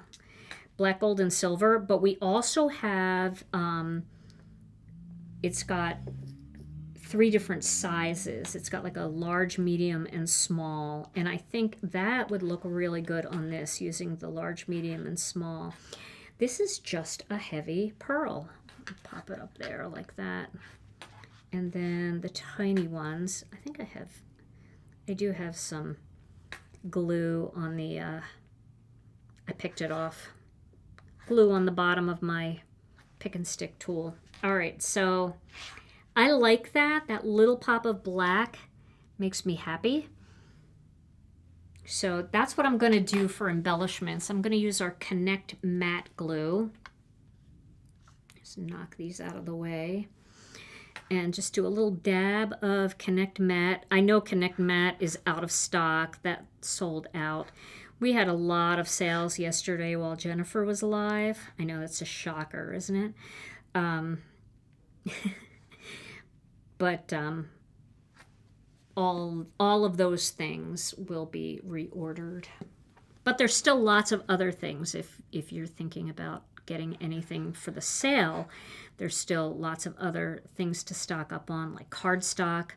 I hate paying full price for cardstock because it's like buying gas for your car, you know? It's not the fun stuff, right? It's the stuff that we need to make cards, but it's not as fun as getting new stamps or new stencils and stuff.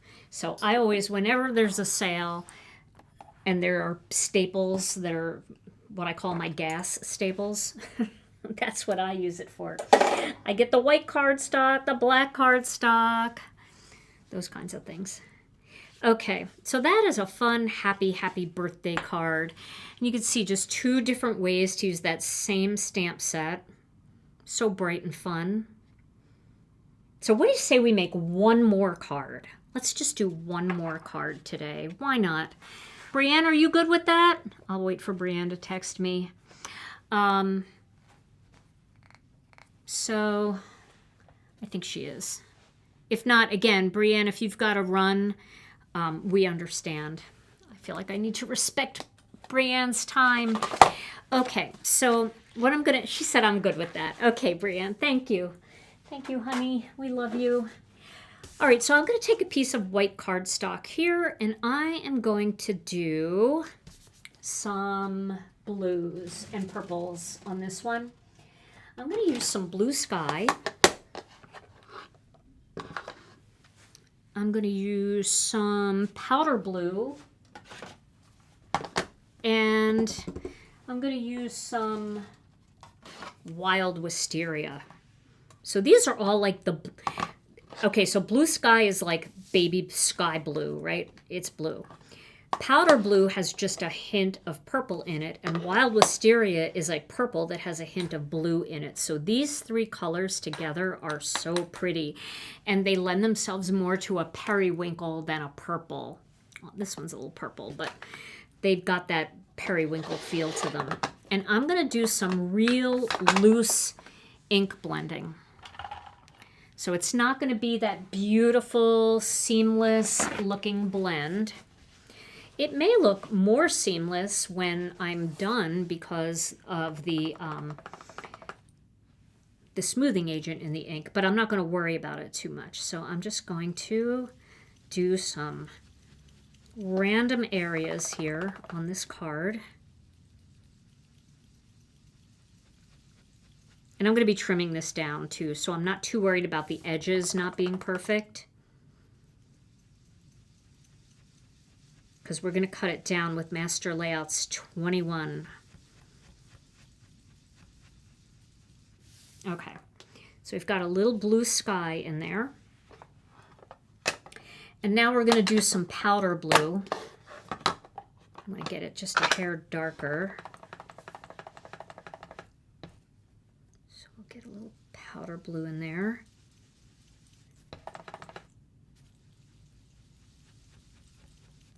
Blend some of that in. So you can kind of see the difference in those two blues. Powder blue is definitely a deeper tone.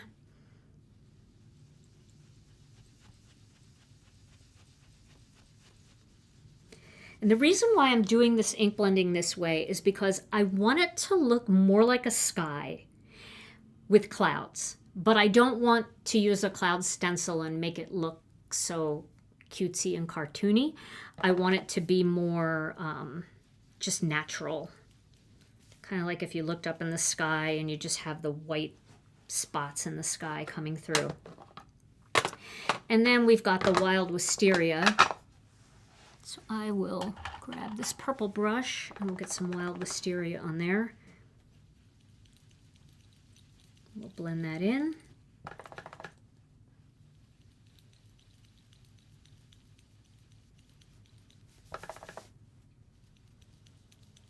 So normally we talk about like, let's make this really smooth blend, but that's not where we're going today. Okay, I think that's gonna look pretty good. That'll look good enough. Better than horrible. Now, we're going to do a little bit of die cutting with Master Layouts 21, which is our newest Master Layout set. And I know a lot of you got that one. And I know I've been promising you that I will be doing a dedicated Master Layouts 21 video, but I am going to wait until it comes back in stock because that can be really frustrating for people to see a whole video dedicated to a product that's out of stock. And if they want it, they feel like, why are you showing me this right now? It's mean. I don't want to be mean. I don't like to be mean. No, the sale is not on out-of-stock items. It's only for what's on hand. Okay, so now let me get Master Layouts 21. But you can use any die set you want. Like, you don't have to do this card the way I'm going to do this card. I just wanted to show a cool layout for this card. Okay.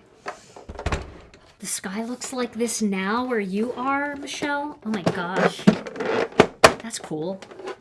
That's very cool. Okay. So I'm going to cut this out using Master Layouts 21. Now, Master Layouts 21 coordinates with Master Layouts 2. The difference is Master Layouts 2 has a stitched edge, and Master Layouts 21 does not. So if you are looking for, like some people were saying, I really love the size of Master Layouts 2, but the stitching doesn't always work for me. So I wanted to have one die that was plain that would coordinate with Master Layouts 2.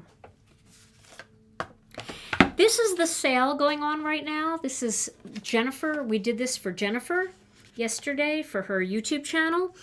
and she featured a lot of products, and we were gonna just put the products that she was using on sale, and then I said, Jennifer, it would just be easier to run the entire store on sale. So it's good on everything except the kit, clearance, and gift cards. And so if you are interested, that is the code for the sale. And a lot of things sold out yesterday, which is not really surprising because when Jennifer does anything, things sell out. We know that, right? But there's still a lot of things that many people still need for their collection, and I think it's always a good time to just like stock up on some new cardstock colors and maybe some ink pad colors and stuff. Okay, yes, we definitely will be getting more of the wreath builders, Diana. All right, so I'm going to use this die from Master Layouts 21. It's this one right here. I just used this one. I'm going to be using this one, and I'm going to cut 2 of them. So I'm going to cut one here. I think it'll just go through easier this way.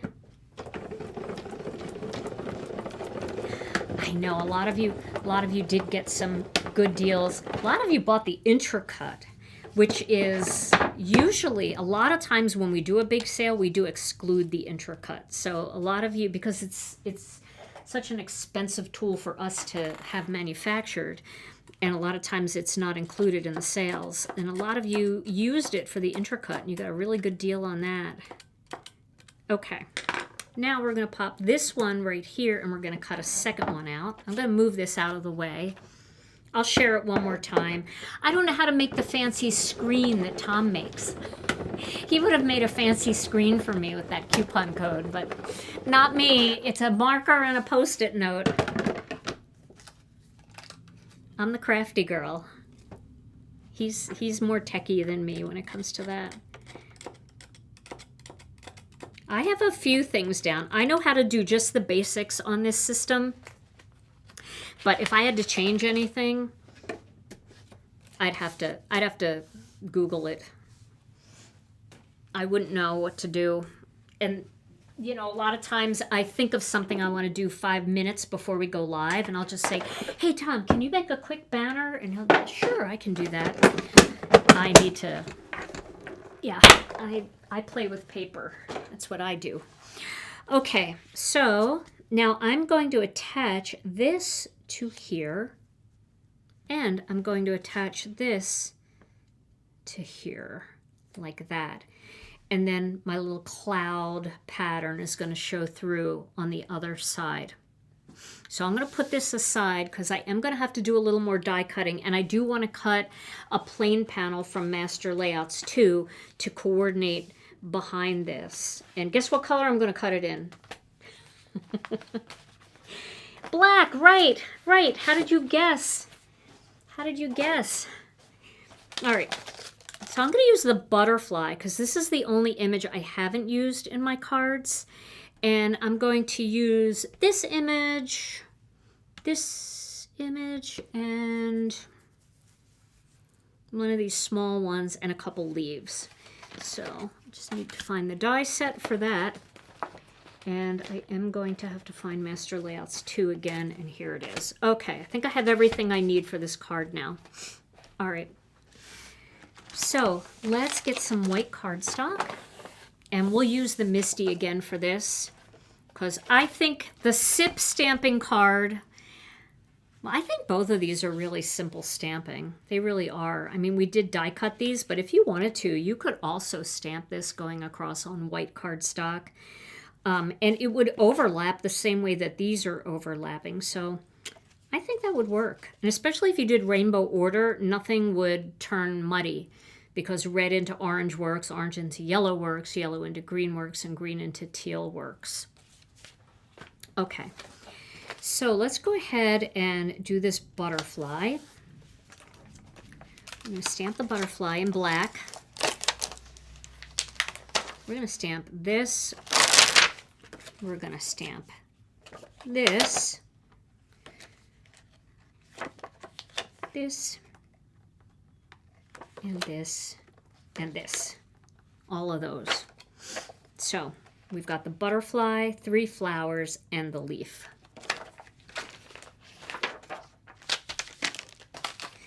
Okay. So we're going to stamp this in black. And then the rest of them we're going to stamp in color. So I'm going to just do this butterfly first. SIP. Yes, SIP stamping is stamp, ink, paper. That's it. That's all you need. That's all we used to need. SIP stamping. Stamps, ink, paper. Very simple. But now I'm getting into the dies because I've got all these other ideas in my head. And I figured while I'm here, and because Tom's not here today, I'm here by myself. He doesn't have any meetings to get to. I don't have to get off. I can just stay here with you guys for a while.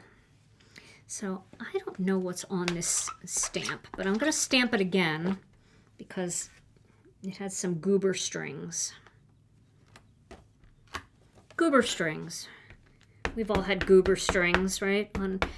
It's like you get them from cleaning your stamps with baby wipes, and you see like a little black hair that stamps, and you're like, what is that? It's a goober string. It's a technical term. Okay, that looks good. I'm happy with that. Now I'll put that aside and grab another piece of cardstock. I love the black thick line image, especially when you're going to add color to it. It gives me that doodle feel, and it's just really good for my brain. I can use this piece. This has some marker testers on it, but I think that'll be fine. So this one, I'm going to stick with those blues and purples again. I'm going to do this one in Wild Wisteria. Such a beautiful color. Let me clean the stamp. This one has a goober string too. What is going on? I don't use baby wipes. I know what it is. It's Zeus. These are goose hairs. My goose, my cat. It's goose hairs. Goose feathers. That's what it is. Because he always sleeps in a little basket on my crafting table when I'm crafting. He has to be right there with me. And his hair, he's very hairy. He's very hairy. Here's the discount code. There you go. Okay. And now I'm going to stamp this one in powder blue and the other one in blue sky. This way we have all the colors that are in our clouds also in our flowers. This stamp set is called Spring Things, and it is part of the Spring Things card kit. So I'll tell you that, and somebody has to do the math because I can't. Maybe Brianne can, and she can just text me the value. So the stamp set for Spring Things will go into our store at $26.95. The die set will go in at $26.95. The stamp set will be $24.95. So Brianne, add those two numbers together for me. Because I should be able to do that in my head, right?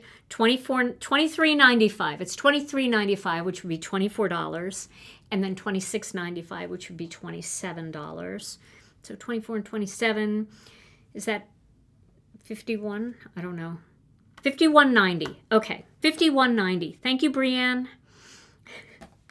And the whole kit is $69.95. And you get 2 6x8 stamp sets, 2 die sets. You get an extra die set of words.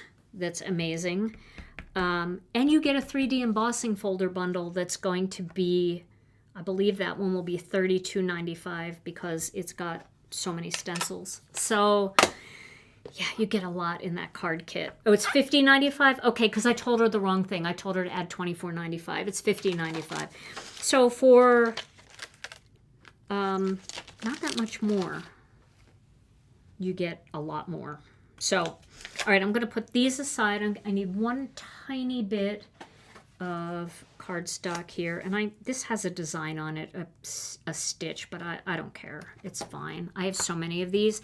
Now I'm going to use, should I use Lucky Clover or should I use,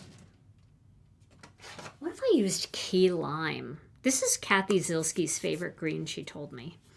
I don't know if it still is, but she told me one time that this was her favorite green. So I'm going to use it. In honor of Kathy Z, I'm going to use Key Lime. It's a fun green. It's so bright and cheerful. The next kit will be released at the end of April. I think our expected date is April 28th, if that's a Tuesday. Again, I don't have my calendar. No, Brienne, you're right. You were right. I just told you the wrong thing. I changed it after I told you to add it.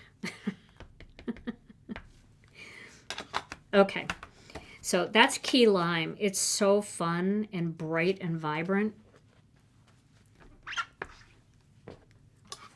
I love Brienne. Brienne's doing everything. She's probably making dinner right now too. And she's doing all of the linking on her phone, which I don't know how she does that at all because I can't do anything on my phone. I am old-fashioned. I feel so much better when I'm sitting down in front of my computer trying. I even text from my computer because I have a Mac. And you can text from a Mac. And I find it so much easier to use a regular big keyboard for the Mac. For texting than using my thumbs. My thumbs are way too big. They're ink stained. I know, it's odd, right, Joan? That Tom's not here. It just doesn't feel the same. It's not fun. I mean, it's fun to stamp, but it's not as fun without him, right? Okay, so I'm going to cut out this butterfly. It's just me and Brienne. Do you ever feel like a card front is so beautiful that you don't add a sentiment?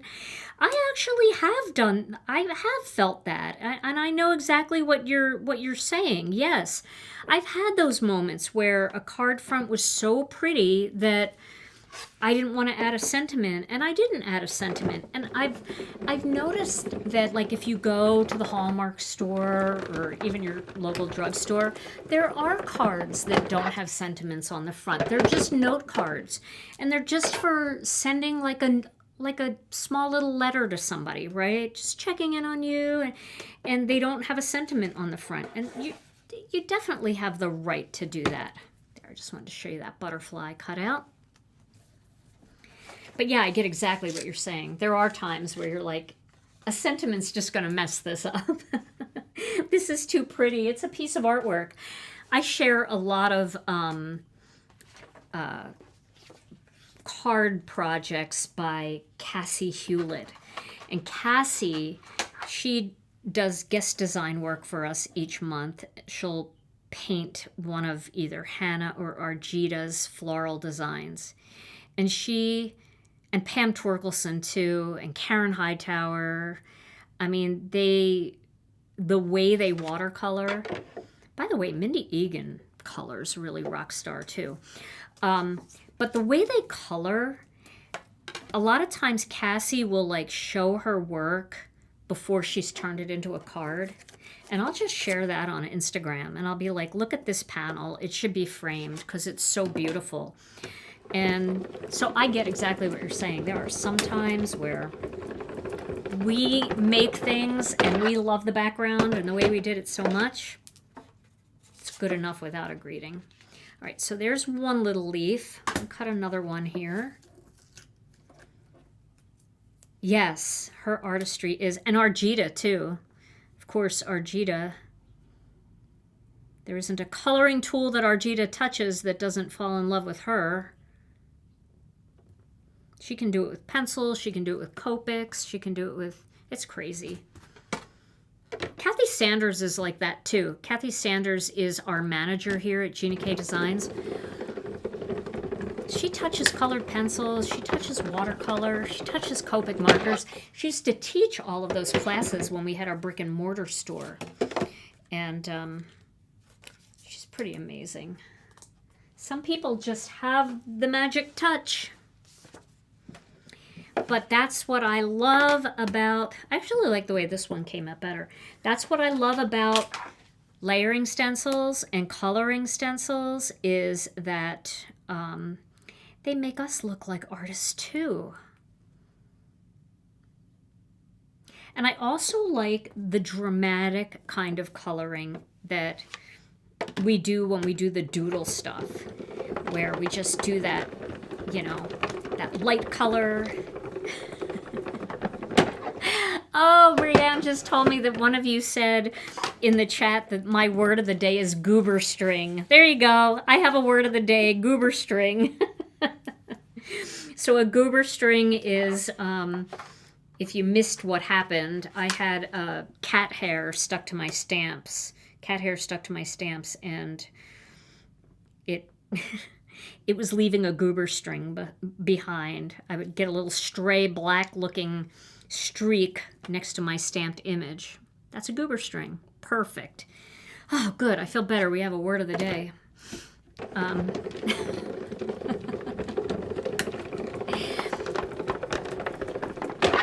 But yeah, so Kathy Sanders used to teach the card making classes, like the coloring classes at Gina K Designs when we had our retail store. And I took all of her classes, and she's a great teacher, and I understood the information. But you know what happens? I'll tell you exactly what happens. If you don't practice, you don't get better. And it's as simple as that. If you don't practice, you don't get better. And I never practiced, so I wasn't getting better as a colored pencil and Copic artist. But I did fall in love with Gamsol, and I found that that made me look a lot better. So that's why I use Gamsol when I do colored pencils. And I also really like that, you know, I cut that out with the wrong die. I should have cut that out with the bigger die. Well, that's what it's going to look like, because I'm leaving it. And there you go. I might have dropped a die, actually. I'll have to look. I think this is the die I should have cut this one out with. Yep, there it is. That's the die I should have used. Actually, those would layer really cool together. Okay, well, that's what it's going to be. It's going to be what it is. I'm not restamping it, but I am going to try to find some colors that I can color this butterfly. And so for this one, would you like to see some Gamsol? Because why not? We're doing everything else today. We might as well. We did some Ohuhu markers. Let's do some colored pencils and Gamsol. Why not? We just have to find a couple of colors that will work with this. So let me grab my colored pencils back here. Here's a blue.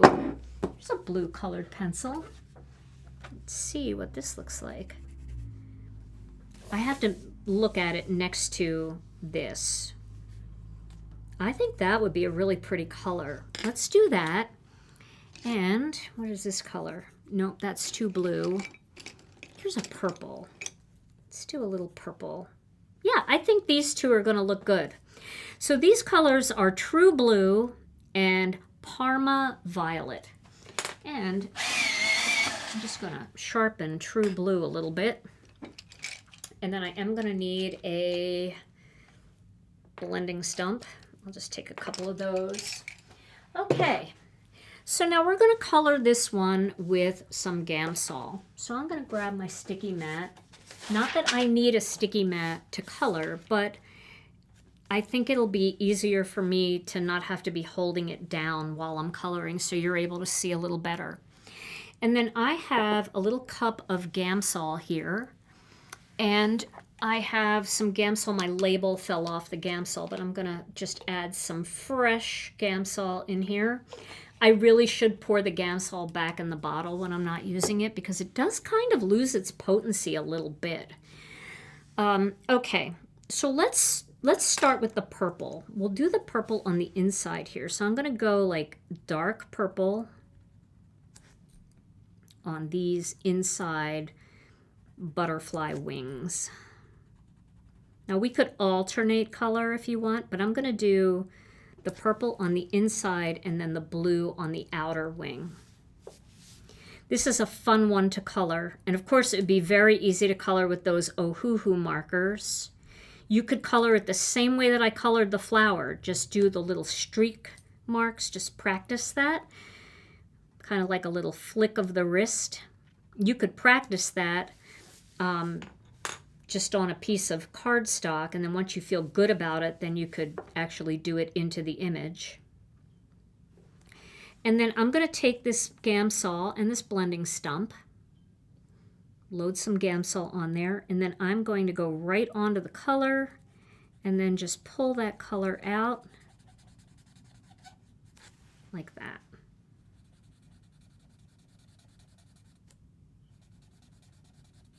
I'm leaving some of it white, you see? Just getting a little bit of purple. And I can add more purple into the ones that, like that bigger one up here. I think I want to add more purple here, so I can go back over it. I can bring it down further if I didn't feel like there's enough purple. And I can just drag that purple down. See, and it's just fading out to white. I'm going to do the same thing on this side. Just pulling the color down, but I'm not pulling it all the way to the other side. I'm leaving some white space. That just makes it a little more interesting. I do have a lot of colored pencil now on my blending stump, but I'll add a little more there.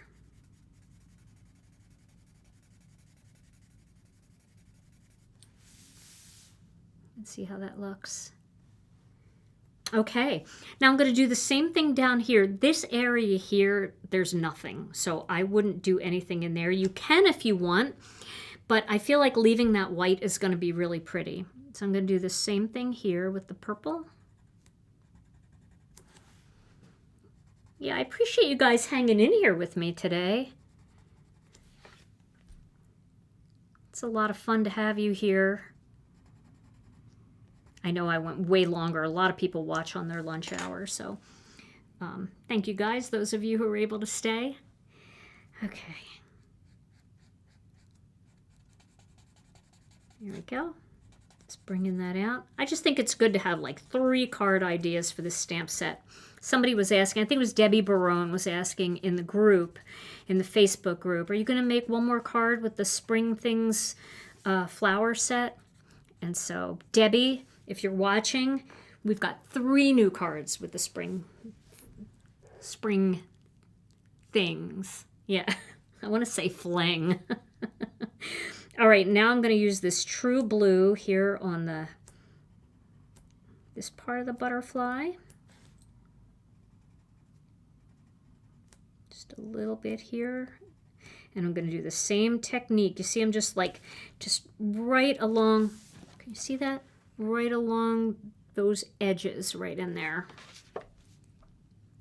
Just a little color. I feel like this is going to be a bright blue, so you're going to see this one a lot more than that purple. That purple is a very subtle purple. And this blue seems very vibrant, so we're going to see a lot more of that, I think. Okay, I'm going to use this one. It's got a little turquoise on there, so that might mix just a tiny bit. I think that's okay. We'll see.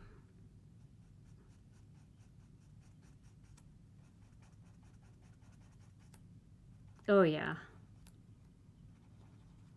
Kind of hard not to get it all over these small spaces, but that's all right. Whatever happens is what it's going to be today.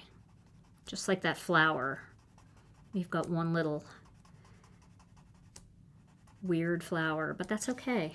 Can you see how by keeping some of the white space in there, it's just so, I don't know, it feels so soft and breezy. Just making up words. But you know what I mean when I say that, right? It does. It looks like soft and breezy. Just dragging it down.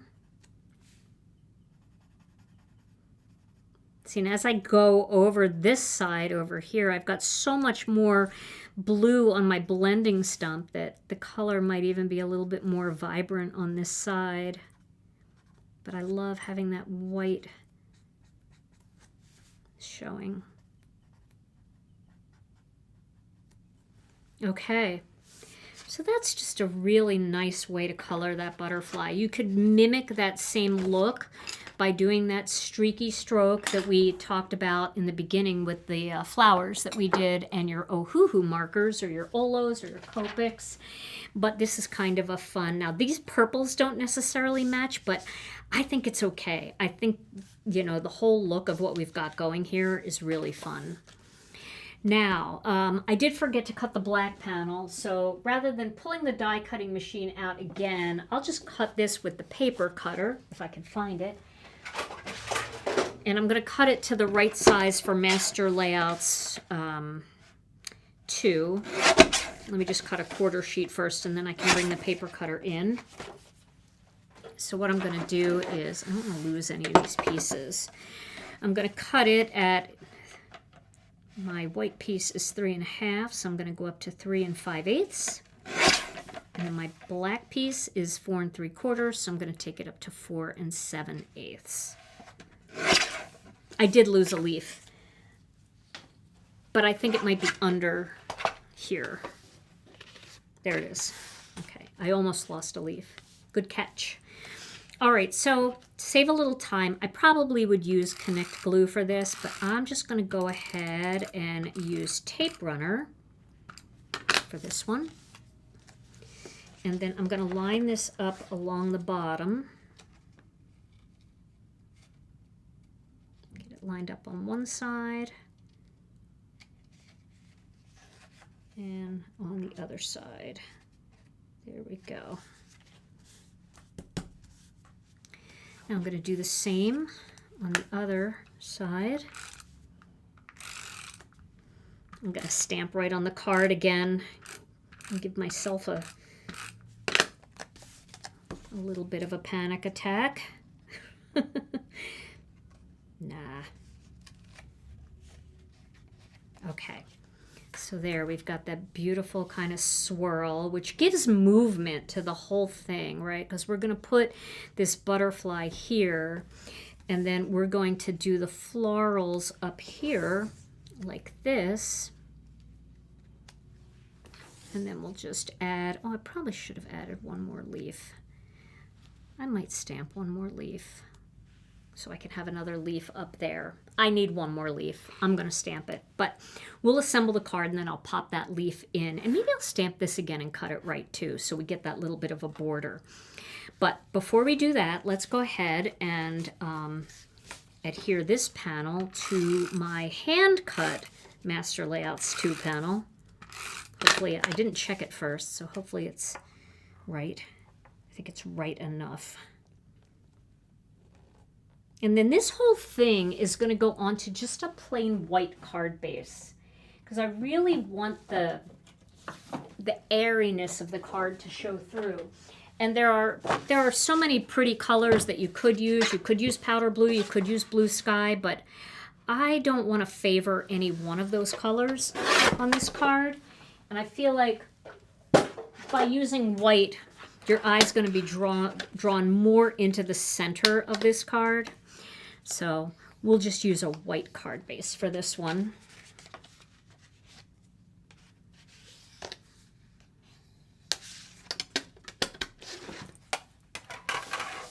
And we'll pop that on here.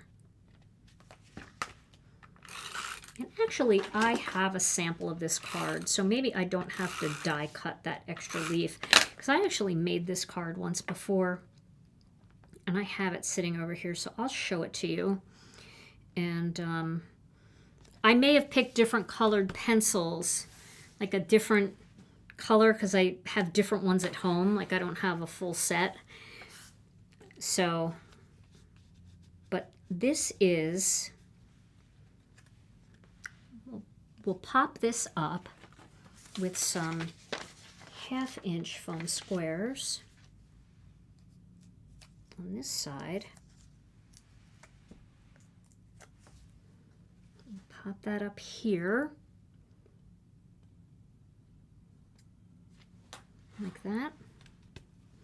And then we'll pop up these flowers. So we'll do this one up here in the corner. And then we'll do this one. I don't want to use a big one. I'm going to use a 1/4 inch one because I'm going to overlap it a little bit. So we'll do this one here. And we'll do this tiny one,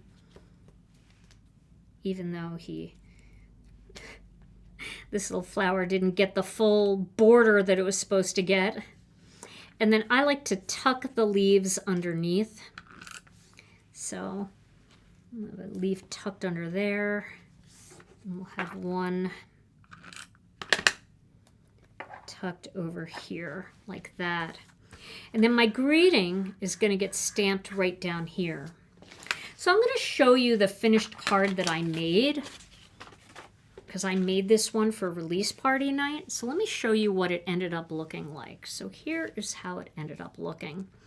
So you can see I used some of our iridescent dots for this, and I put them just in the center of the flowers. I put one on the butterfly's head, and I added a couple other ones, and then I just stamped that thank you right there. So you can see how pretty that is. I feel like by not having a colored card base, your eye is just drawn to all of the stuff that's going on in this card. Isn't that fun? I love it. Okay. So, okay. Let me show you these cards again, and we are going to give away a gift card today. We have a $15 Gina K Designs gift card, and if you win it, you can go use it if you want with the discount code too. So these are the 3 cards we made today. We did these 2 pretty much with sip stamping, especially this one, just stamps, paper, and ink.